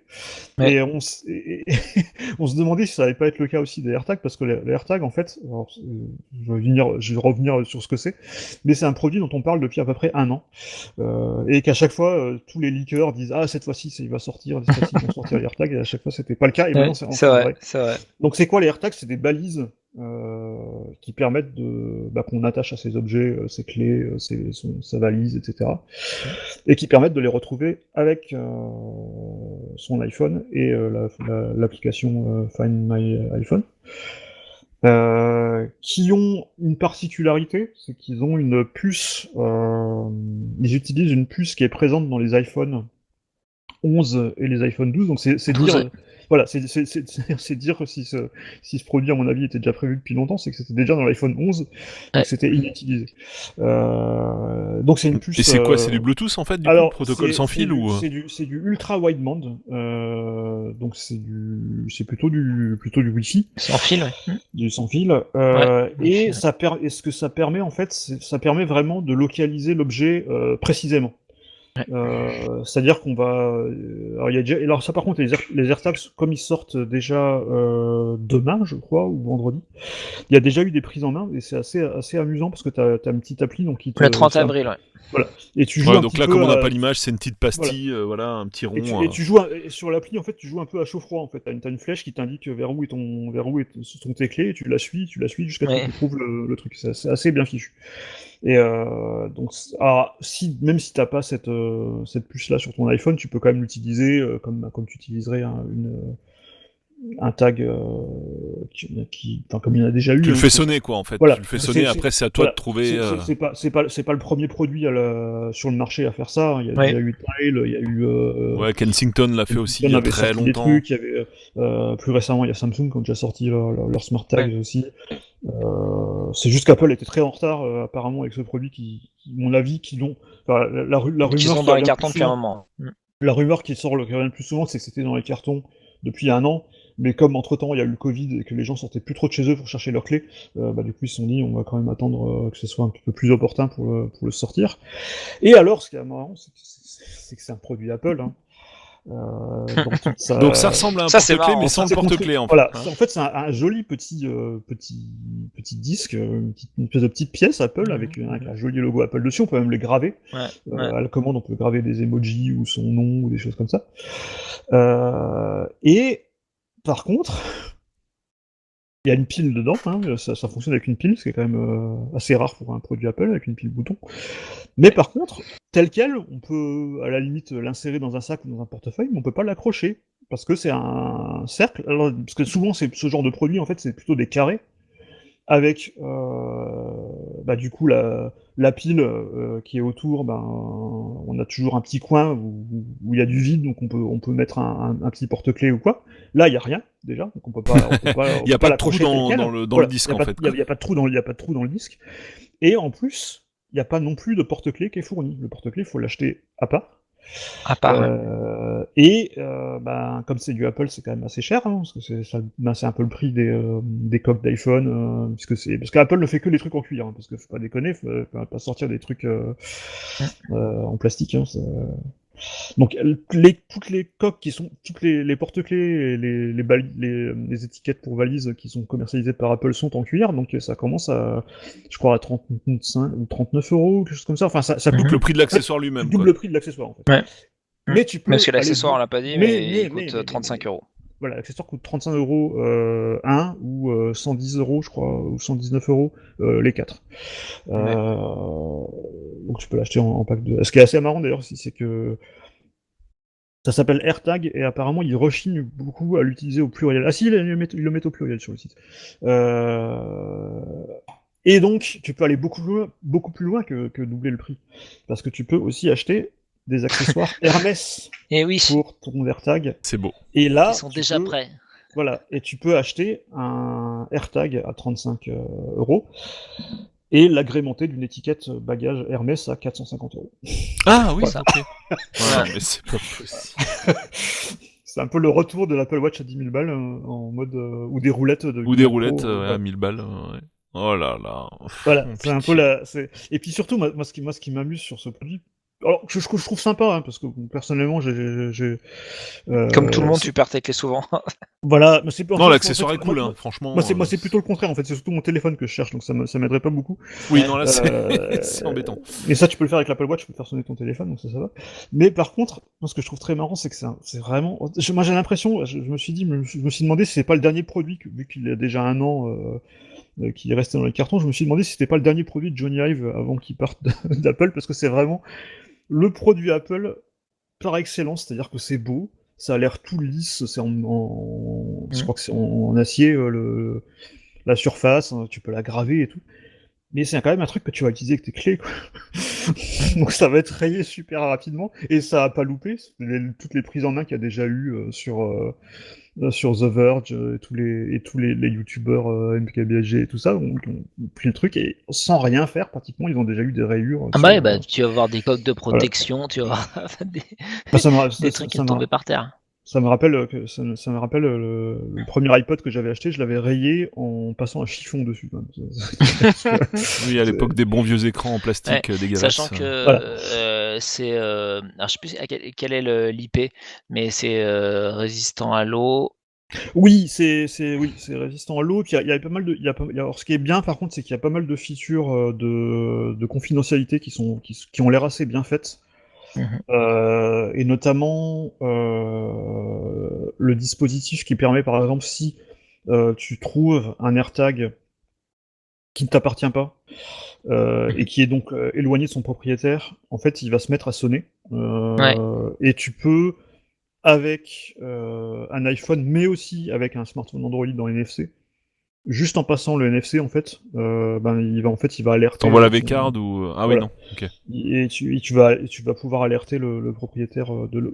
Ça a l'air quand même au niveau. Enfin, c'est toujours un peu les choses qui font. Enfin, le dada d'Apple en ce moment sur la vie privée. Là, on peut trouver toujours des incohérences et des contradictions dans ce qu'ils font. Mais en tout cas, ça a l'air quand même assez bien blindé à ce niveau-là, et ça c'est plutôt pas mal. Ah non, mais on peut leur faire confiance là-dessus, quoi. Ça doit être vraiment chouette. Mais effectivement, voilà, c'est toujours un peu ce côté précieux, moi, qui m'amuse beaucoup pour un truc qui va se balader partout. Ils ont communiqué alors à la fois autonomie et distance maximale par rapport à ton phone. Distance maximale, je l'ai pas en tête. Par contre, au niveau autonomie, apparemment la pile dure 1 an, et donc tu la changes tous les ans. Ok. Et c'est une pile bouton classique, tu peux y accéder facilement, t'es pas obligé d'aller avec une spatule. Ouais, curieux de voir la distance, pas que le machin se mette à gueuler. Alors évidemment, il n'y a aucune compatibilité Android, hein, je pense qu'on s'en doute. Non, ça utilise l'appli Find My. Il y a des espèces de...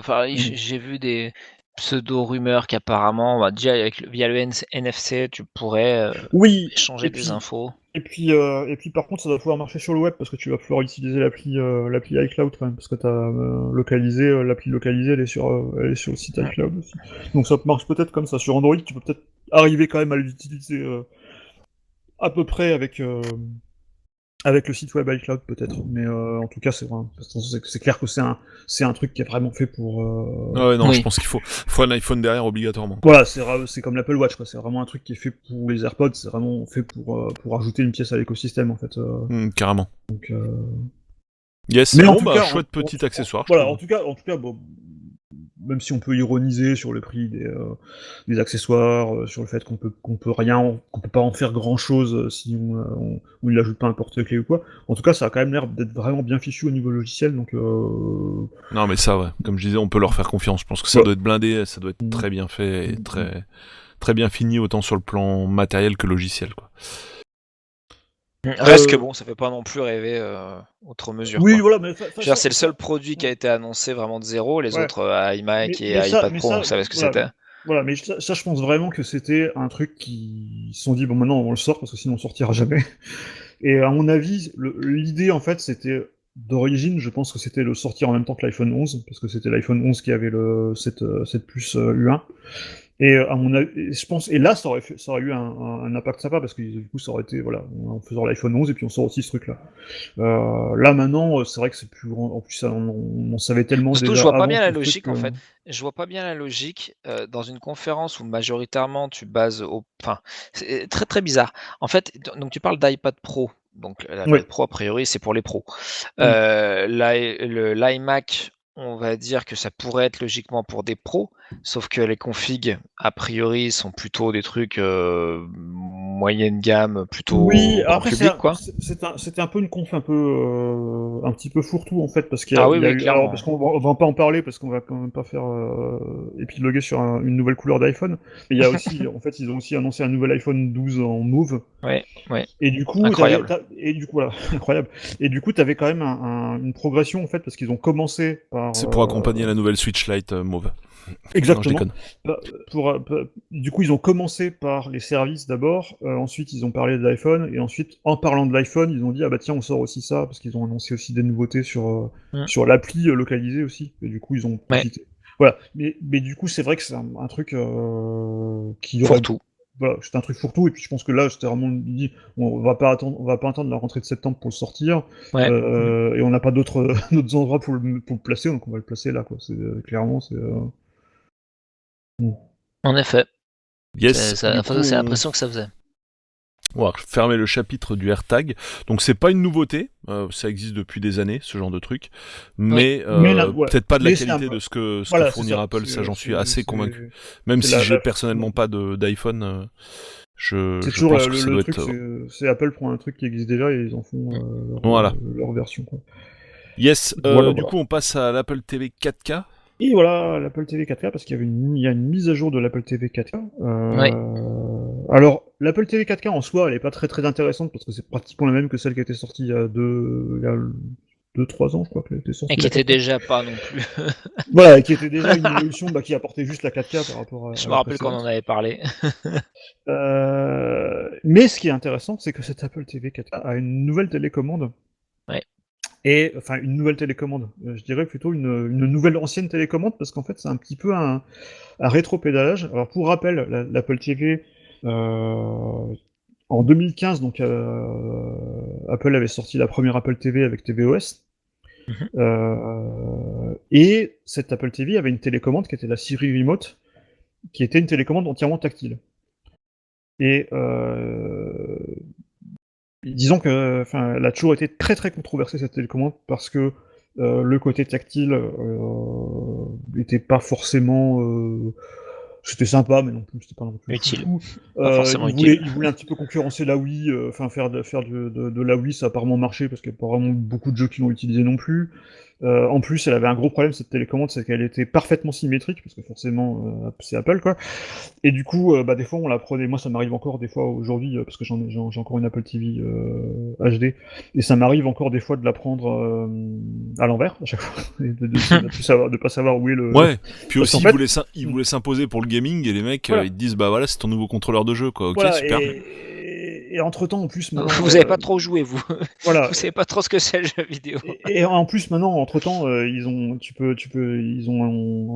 mis à jour tvOS et on peut utiliser maintenant un contrôleur Xbox ou un Oui, DualShock 4. Donc ça a même plus d'intérêt à c'est ce très niveau-là. bien. Et du coup, ils reviennent à une télécommande qui ressemble beaucoup plus à l'ancienne, donc la télécommande en aluminium avec le pad directionnel, avec 4 boutons, parce que c'est marrant, ils se sont dit, ah tiens, c'est marrant, les télécommandes, en fait, avec des boutons, les gens ils aiment bien ça, les boutons, un pad directionnel, un bouton au milieu pour choisir des programmes, ça marche bien. Donc voilà, ils sont revenus à ça, on va pas les applaudir non plus, hein, mais au moins... Non, mais bon, c'est bien de se rendre compte, voilà, de pas s'obstiner. Ils se sont rendus compte que ça a marché que les autres, que personne n'avait suivi. Donc, à mon avis, quoi. On dit souvent que Apple sort un truc et tout le monde suit. Mm-hmm. À l'inverse, je pense que quand Apple sort un truc et que personne ne suit, c'est que ça veut vraiment dire que c'est pas une bonne idée. Et là, c'était pas une bonne idée et personne n'a suivi et c'est très bien parce qu'ils reviennent à ça. Par contre, elle est quand même un petit peu tactile. Parce qu'ils, du coup, ils refont un truc, moi qui m'a étonné d'ailleurs, parce que ça m'a toujours étonné qu'ils l'ont pas fait dès le début, ça, quand ils ont sorti les premiers Apple TV. C'est-à-dire qu'on a ce pad directionnel circulaire, un peu le même qu'on a sur la Kindle, sur la Fire TV, sur les Fire TV Stick et tout ça. Et on peut l'utiliser comme la bonne vieille molette cliquable de l'iPod. C'est-à-dire que dans une liste, par exemple, de chansons ou on peut scroller en circulaire. Et je me suis toujours demandé, mais pourquoi ils n'ont pas fait ça sur les précédentes, en fait? Parce que à l'époque, surtout, en plus, les premières Apple TV étaient sorties à l'époque où l'iPod était encore le truc... Puis ça se rapproche des télécommandes qu'on avait sur les Mac, en fait. Et oui, tout à fait, c'était la même, d'ailleurs. Et donc là, ils le font, voilà. Donc ils ont quand même mis un peu de tactile pour se dire que, voilà, on va pas non plus complètement admettre qu'on s'était planté, donc on a quand même un petit peu de tactile. Mais je trouve que c'est une bonne idée, notamment, parce que, vu que t'as une appli Apple Music qui est pas mal d'ailleurs, toujours sur Apple TV. Bah là, au moins, maintenant, tu peux naviguer dans tes artistes et dans tes titres, comme si t'avais un iPod de 2005. Je trouve ça marrant comme flashback. En dehors de ça, donc c'est la même. Le design, il n'a pas changé du boîtier. Et malheureusement, il y a un autre truc à pas. Alors, par contre, il y a un processeur qui est quand même plus puissant. Il y a un A12, on avait un A10 jusqu'à la dernière, je crois. Ce qui est pas mal parce que vu que t'as plus de jeux quand même sur Apple Arcade et que la plupart des jeux Apple Arcade sont compatibles sur Apple TV, et notamment t'as quand même des jeux qui sont assez exigeants quand même sur Apple Arcade. Des fois t'as des trucs, il y avait un truc qui était sorti récemment qui s'appelait The Pathless qui était quand même pas mal en niveau 3D. Il y avait aussi le jeu là de ceux qui ont fait No Man's Sky, The Last Campfire. Oui, Hello Games, c'était The Last Campfire, le jeu. T'as quand même des jeux qui sont pas mal, quand même, qui sont assez exigeants au niveau 3D. Donc c'est bien d'avoir un nouveau pros pour y jouer, même si... encore une fois, ils recyclent du coup ce qu'ils ont mis sur des téléphones, quoi. Oui, bah en plus c'est pas tout à fait le dernier, parce que le A12 c'était le processeur de l'iPhone 10S ou 10R, je sais plus. Enfin, en tout cas, ils en faisaient tellement que du coup, c'était compliqué. En tout cas, il n'y a pas de M1 encore pour l'instant. Il y a déjà 2 ans. Il n'y a pas de M1 encore sur l'Apple. Non. Mais peut-être qu'on devrait rappeler un petit peu à quoi ça sert l'Apple TV en fait. L'Apple TV à la base. À part pour jouer, tu viens d'en parler abondamment, mais. L'Apple TV à la base, c'est un boîtier de streaming qui sert à regarder des vidéos. Donc Apple a son catalogue. Apple a son catalogue, on peut acheter et louer des films. Maintenant, en plus, il y a Apple TV+, qui est leur service un peu à la HBO, avec des séries un peu premium, en exclu. Il y en a certains qui sont vraiment pas mal, d'ailleurs, notamment For All Mankind, qui est une super série sur la conquête spatiale. Une espèce tu peux avoir du Netflix aussi. Voilà, t'as Netflix, t'as Prime Video, t'as Disney+, Canal aussi. T'as MyCanal, t'as à peu près tous les services, les replays, Arte, France TV et tout, t'as plein de trucs. T'as tous les replays, genre tu peux avoir du Molotov, typiquement. T'as Molotov. Tu as Molotov, donc t'as tout en fait. Molotov, il est... T'as pas forcément tous les replays, mais t'as tous les streams de la TNT. Typiquement, par exemple, t'as pas MyTF1 et M6 parce qu'ils sont toujours un peu plus maqués avec les Android. avec les FAI, surtout avec les FAI et les box des FAI. Donc t'as pas tout, mais t'as quand même la majorité. Typiquement tout ce que t'as sur une Fire TV, tu l'as sur une Apple TV ou sur un Google ou sur une Android TV ou sur. Ok. Et le prix, du coup, je t'en avais peut-être parlé, mais... Voilà, justement, c'est le truc qui n'a pas changé, malheureusement, par rapport au précédent, c'est qu'il est toujours super élevé. Sachant que Un Fire TV Stick, c'est quoi? C'est en promo 50 25 balles. Oui, voilà. Bah, si c'est le 4K, c'est 50 balles. Même le 4K, il est quoi? Il a 60 balles, je crois, ou 70. Ouais, mais bon, tu l'as en promo très régulièrement et pour 40-45 quoi. Là, on est quand même à 199 € en version 32 mais Go. voilà, Non, mais c'est ouf quoi. Moi, je comprends pas ce produit. Et 200 très Non, joli, moi non mais- plus. En fait, tu prends la box de Nvidia et voilà, on en parle. Et 219 en 64 Go, parce qu'il y a deux versions de stockage qui sert à rien en plus, parce que de toute façon, C'est que du stream quoi. c'est que du stream et puis même des Ouais, jeux. après pour les jeux vidéo quoi. Voilà, pour les jeux, mais tu vas pas en installer 5000, tu vas pas en installer 50 000 non plus. Moi, typiquement, j'ai toujours je crois que c'est la 32 Go que j'ai de la première, celle qui était encore en HD. Et je crois que je l'ai jamais rempli en fait, hein, parce que des jeux, j'en ai pas téléchargé des masses non plus. Mais voilà, c'est un peu. Eux sont sur un segment toujours un peu premium, mais c'est toujours un peu. Enfin, je trouve ça. Et alors qu'il y a aucun pas de valeur intérêt, ouais, ajoutée franchement. technologique. Après, effectivement, c'est un produit moi, qui est très chouette. Mon Apple TV, j'aime beaucoup. Ça reste mon moyen préféré de regarder Netflix ou Disney+. Maintenant, je passe pas mal de temps sur Disney+ en ce moment. Et c'est vrai que c'est un super produit. C'est vrai qu'il y a une... Mais par rapport, enfin moi par exemple, donc Mais Polo et c'est- moi on a voilà. une Nvidia Shield. C'est ça. Il y a aucune plus-value. Au contraire, C'est- t'as des choses en moins. Oui, par bien rapport sûr. à- C'est qu'il n'y a pas vraiment de plus-value, à part effectivement, par exemple, typiquement, moi il y a un truc qui fait que j'utilise Apple TV, par exemple, c'est qu'elle détecte automatiquement le type de contenu et elle ajuste le framerate en fait, ce que font pas toutes les box TV. Et du coup, tu te retrouves des fois avec des programmes qui sont faits pour être en 60 Hz et qui se retrouvent avec des sautes d'image ou des trucs comme ça. C'est un produit qui est c'est un produit qui est vraiment sympa, mais qui franchement aujourd'hui t'as vraiment rien à part Rien des de jeux différenciant. à part des jeux Apple Arcade, mais bon t'as Ouais. une console aussi quoi. Ouais, non, mais rien à faire. 199 €, c'est quand même le prix d'une Switch Lite quoi. Donc à un moment faut. Non. Voilà. Puis moi j'étais Shield jusque là. Et Et Shield, en voilà. fait, c'est simple. Sur les deux télés du salon, enfin il y a deux télés dans le salon, voilà, je suis carrément passé sur la Fire en fait. Fire Stick à 25 balles en promo voilà. et basta. Encore la Shield a des avantages. Et on fait tout avec ça quoi Voilà. en fait. Et encore la Shield a des avantages, notamment la Shield peut faire serveur Plex, Oui. ce que peut pas faire Apple TV. Oui, Voilà. et puis tu peux, enfin si jamais tu veux Et puis t'as de GeForce l'émule Now, tu peux, enfin voilà, enfin Non mais c'est sans vraiment, commune y a pas mesure de- et je crois voilà.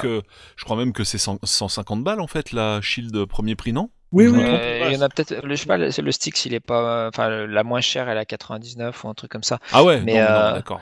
Mais bon, ouais, elle Wow. est quand même pas donnée, hein. Mais Enfin, les différentes sheets sont pas données, mais je trouve que pour un prix même équivalent, t'as quand même pas du tout la même promesse et pas la même liberté d'action. En fait, c'est exactement en fait, ils continuent, ça que je trouve assez marrant, c'est que récemment ils ont annoncé qu'ils arrêtaient leur HomePod, qui était donc leur enceinte connectée, qui était aussi super chère et qui pour pas grand chose non plus parce qu'elle avait un son qui était pas non plus un truc d'audiophile, et en plus elle fonctionnait que avec Apple Music et les contenus iTunes. Lol.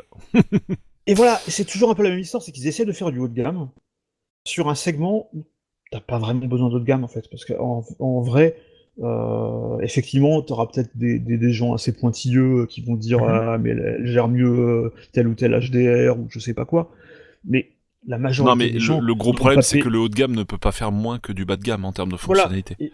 ils vont pas, enfin, franchement, quand tu vois tout ce que tu peux faire déjà avec un Fire TV Stick, moi j'ai non, mais c'est payé ouf. 60 balles en version 4K, voilà quoi. Et en plus, maintenant, tu pourrais encore dire, mais ils font ça pour vendre des abonnements Apple TV Plus. Du coup, mais même pas, parce que Apple TV Plus, et ça c'est plutôt malin de leur part, ils l'ont rendu dispo sur à peu près tout. Tu l'as sur Fire TV Stick, tu l'as sur Xbox, tu l'as sur PS4, et sur PS5 maintenant, tu l'as sur Ah oui, les c'est la Roku. stratégie à la Microsoft quoi en fait. Voilà, et la stratégie à la Netflix aussi, où Netflix tu l'as presque sur ton Ouais. frigo, à part sur Switch.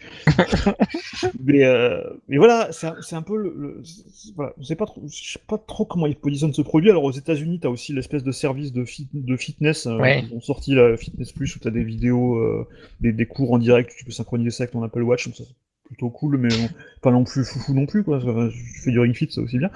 Je me suis remis à Ring Fit récemment, c'est vraiment trop bien ce truc. Mais voilà, ok. Alors le seul point positif effectivement, c'est que par contre la télécommande ils la vendent Ils la vendent séparément, et d'ailleurs c'est assez marrant. Non, mais pour 200 balles, t'as pas la télécommande sur un truc qui s'appelle TV, quoi. Non, tu me fais peur, là. Je veux dire, la télécommande, tu peux l'acheter séparément si t'avais la télécommande toute pourrie, enfin la tactile. D'accord, mais elle est pas bien toute pourrie. fournie avec, quoi. Voilà. Tu m'as fait peur. Non, elle est fournie avec, t'inquiète pas. Mais par contre, tu peux acheter de la télécommande si t'as déjà, si tu veux juste la télécommande, tu peux acheter juste la télécommande. Et mais par contre, la télécommande, bah du coup, elle coûte 59 €, je crois, ce qui est le prix d'un Fire TV Stick.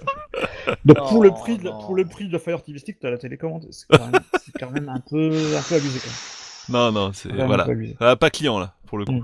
Non, là, pas trop. Mais après, j'applaudis au moins le fait qu'ils se soient rendus compte de leur erreur et qu'ils soient revenus en arrière sur. Ce qui montre que qu'ils peuvent revenir en arrière sur des décisions. Après, j'ai vraiment l'impression, je me trompe peut-être, mais à chaque fois qu'ils en parlent, c'est le produit qu'on n'attend pas. C'est-à-dire les gens n'attendent rien de ce produit-là. Et donc à chaque fois, ils disent, on a fait une nouvelle version. Ah, d'accord, ok. Mais c'est comme en octobre, à l'événement d'iPhone 12, ils ont annoncé le HomePod mini. Ok, ok. Non, moi j'attends le Mac Mini avec le design de l'Apple TV. Mais ça, je pense qu'il serait encore plus fin que ça, le Mac Mini s'il le sortait. Avec un M1, ouais, ils peuvent. S'il n'y a pas d'écran, mais moi, quand tu vois un truc avec l'écran comment c'est fin. Je pense que je suis pas étonné. Ce que disait Apple à propos du M1, c'est que c'est le premier ordinateur d'Apple qui est vraiment conçu pour le M1, alors que les autres, ils avaient recyclé vraiment le design. Quand tu vois c'était iFixit quand ils avaient fait à propos de quel ordi, tu dis? J'ai pas. De l'iMac. L'iMac. Ah, l'iMac, oui, voilà. Tout à fait. Non, mais c'est vrai, quelque part, c'est vrai. Et forcément, le Mac, typiquement, le Mac Mini, c'est l'exemple le plus presque vide, quoi. Parce qu'il est plein de vide, en fait. Enfin, t'as une toute petite carte mère, un énorme ventilo. Non, mais c'est ridicule, c'est ridicule. Et moi, je serais pas étonné qu'en septembre, ils annoncent un nouveau Mac Mini. Non, mais c'est pas comme s'il s'appelait Mini, en fait, quoi. Je veux dire, c'est carrément dans le nom, quoi. Pour moi, voilà, ce produit qui est un beau produit, ils savent pas trop, en tout cas, pour l'instant, ils savaient pas trop quoi en faire, quoi. Et je pense qu'il a une vraie légitimité encore plus avec le M1. Il y a vraiment moyen de faire un truc hyper petit, genre format, n'importe quoi. Carte de visite, quoi, tu vois. Moi, j'ai un Mac Mini, le dernier sur Intel, c'est un ordinateur que j'adore. Il est super silencieux, il consomme que dalle.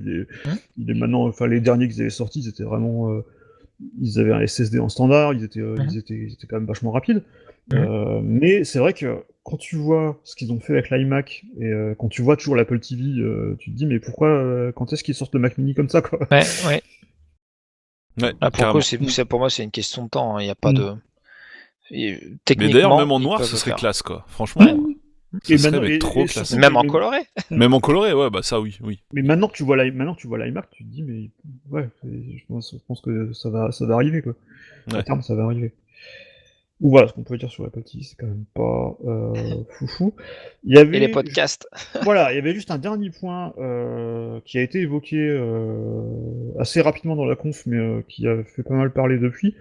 C'est qu'Apple a sorti une mise à jour, parce qu'il y a iOS 14.5 qui est sorti, et il y a une nouvelle version de l'application podcast, et cette nouvelle version apporte un truc révolutionnaire et magique. En fait, Apple lance la possibilité de faire des podcasts payants. Ce qui est assez intéressant stratégiquement, parce que je pense qu'ils essaient de réagir par rapport à tout ce qui est en train de bouger dans le monde du podcast, et notamment sur Spotify, qui fait quand même beaucoup d'acquisitions, avec des exclusivités et tout ça. Et du coup, ils lancent la possibilité de lancer des podcasts payants. Alors, soit des versions payantes de podcasts, ce qui existe déjà, parce que tu as déjà pas mal de podcasts qui vont utiliser un système genre Patreon, pour dire, vous aimez notre podcast, vous vous abonnez, vous avez la version sans la pub. Parce qu'il y a quand même beaucoup de podcasts qui sont coupés par des pubs. Le nôtre, non, mais... Mais pas le nôtre. Il y en a pas mal qui sont... C'est pas près d'y être. Qui sont financés par de la pub. Et là, il y en a pas mal déjà de podcasts qui sont passés à un modèle où tu peux payer un abonnement et tu as la version gratuite, la version sans pub, et des fois tu as des bonus avec, ou genre par exemple tu as accès à un Discord, il y en a pas mal qui font des choses comme ça, où tu peux télécharger des fonds d'écran, où tu as des épisodes inédits aussi qui sont pas diffusés, ou qui sont diffusés plus tôt. Et ça, maintenant tu peux le faire à l'intérieur de l'appli podcast. Alors, avec à la Apple, hein, c'est-à-dire que déjà, il faudra utiliser du coup l'appli podcast d'Apple. Donc ces podcasts-là ne seront pas disponibles sur d'autres plateformes. D'ailleurs, ouais. Parce que ça sera pas des podcasts ouverts en RSS, mais ça sera des podcasts qui sont visibles que sur l'appli d'Apple. Et quelque part, c'est un peu la réponse, que je trouve pas si bête d'ailleurs, plutôt que de payer des milliards et des millions de dollars des gros podcasts pour avoir une exclusivité, comme l'a fait Spotify, et ça s'est pas toujours bien terminé, parce qu'il y en a qui ont même où ils avaient acheté une exclue et finalement ils les ont laissé repartir parce que ça, ils se rendaient compte que ça leur ils ont perdu trop de monde en fait. Qu'ils se retrouvent, voilà, qu'ils ont perdu trop de monde, et voilà.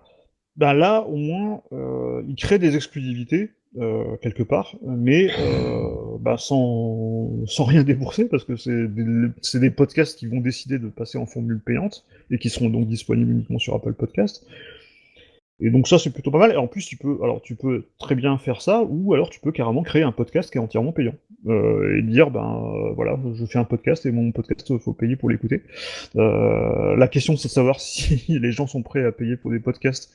Moi, oui, parce que je suis un grand fan de certains podcasts et j'ai envie de les soutenir et d'avoir la version sans pub. Maintenant, est-ce que ça va devenir un truc plus mainstream avec cette appli qui est quand même la plus utilisée? Ça reste quand même, je crois... J'avais vu des chiffres, c'est que ça reste quand même bien facilement 60% du trafic des podcasts qui est sur Apple Podcast dans le monde. Et sachant que là, ça sera juste un bouton, quoi. C'est-à-dire que tu écoutes ton podcast et t'as un bouton directement dans l'appli pour t'abonner, donc ça sera un peu moins contraignant que le processus que tu as aujourd'hui où tu dois t'abonner sur un site, ensuite tu dois importer un flux RSS spécifique dans ton appli. C'est un peu contraignant. Là, ça sera automatisé. Là, par contre, c'est à la Apple, c'est-à-dire que Apple prend 30%. Ah bah... Bah ouais, mais ouais, ça a toujours été plus ou moins comme ça, y compris sur Steam et compagnie. Alors 30% et 15% la deuxième année ou un truc comme ça. Mais voilà. Mais je trouvais ça intéressant parce que ça fait quand même un bout de temps qu'il y avait des rumeurs comme quoi Apple allait lancer un espèce de service podcast plus. Où tu payes pour avoir des exclus, mais finalement ils font le contraire en fait, c'est-à-dire qu'ils donnent aux créateurs la possibilité de le faire. Ouais, pourquoi pas. Enfin, franchement, sur l'option, le cas de figure que tu citais, c'est-à-dire de supprimer la pub en payant pour, bah ouais, pourquoi pas quoi. C'est en mode soutien et à la fois je joins l'utile à l'agréable et puis. Je crois que Spotify le font déjà ou vont le faire avec. Oui, voilà. Pour moi, c'est une sorte de réponse anticipation à ce qui. Voilà. C'est pour dire on est quand même encore dans la course. On va pas payer pour des exclus a priori pas tout de suite, mais on passe. Enfin, on encourage par le bas, c'est-à-dire en aidant ceux qui font des podcasts à se rémunérer, on espère les attirer. Mais d'ailleurs, c'est assez intéressant, ça m'inspire un peu une tangente, c'est-à-dire que par exemple, moi j'utilise pas personnellement Spotify pour les podcasts. Par contre, j'ai vu récemment qu'ils ont lancé des trucs qui sont vraiment sympas, et c'est pour ça que c'est justement bien qu'Apple se bouge, parce que je pense qu'ils commencent vraiment à se bouger aussi, Spotify, de leur côté. Et notamment, parce que Spotify ont toujours des playlists aux petits oignons avec des algorithmes pour te proposer des trucs de recommandation super précis et tout ça. Et récemment, ils ont lancé une playlist qui est vraiment sympa. C'est le Daily, où t'as à la fois de la musique et des podcasts qui sont censés... c'est énorme, j'ai pas vu passer ça. Qui s'intercalent en fait dans la musique, en fait. T'as 2-3 titres, ensuite t'as un podcast, ensuite t'as un nouveau 2-3 titres, et les podcasts se basent aussi sur tes goûts, sur ton historique d'écoute, mais t'as aussi de l'actu. Genre, je crois que le Daily, en fait, il commence par un podcast de l'AFP, je crois, avec les dernières news.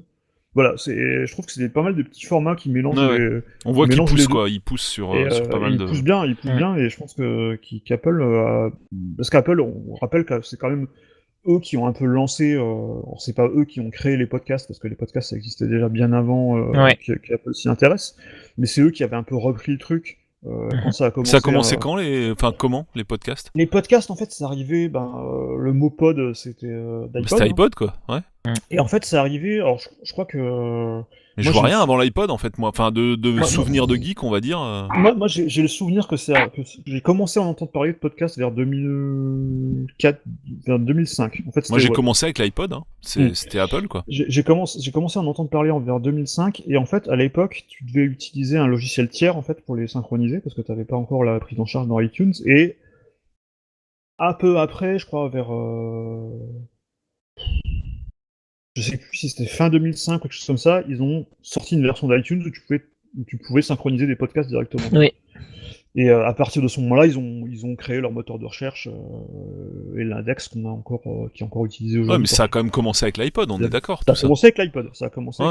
Mais c'était pas Apple qui était aux manettes au début, quoi. C'est non, ça que tu veux dire. C'était pas Apple. C'est un truc qui a été créé par des gens qui voulaient. Qui faisait déjà des émissions. Et après, ça a été racheté par Apple et intégré ou ça n'a pas été racheté, c'est un truc. Un podcast, en fait, c'est juste à la base, c'est juste un flux RSS avec oui, c'est un flux RSS avec de l'audio derrière, quoi. Voilà. Donc, ils ont repris le truc un peu pour profiter un peu, pour surfer un peu sur la vague du succès. Ils se sont dit, bah tiens, maintenant on met des podcasts dans iTunes, quoi. Et du coup, c'est bien, je trouve, c'est bien qu'ils se rendent compte finalement que c'est un peu eux qui ont popularisé le truc et qui se remettent un peu à investir là-dedans. Donc on verra ce que ça donne après, je sais pas de... Oui, c'est pas l'annonce majeure. Hein, c'est pas l'annonce majeure, mais je trouvais que c'était un truc... et surtout en parler dans un podcast, c'est toujours mieux. Voilà. Pour vous encourager à aller notamment sur Apple Podcast pour poster des commentaires. On va pas devenir payant, par contre. Non, c'est pas prévu. Voilà. Et d'ailleurs, je vois que nous avons des nouveaux commentaires sur iTunes, ce qui est cool, ainsi que sur la chaîne.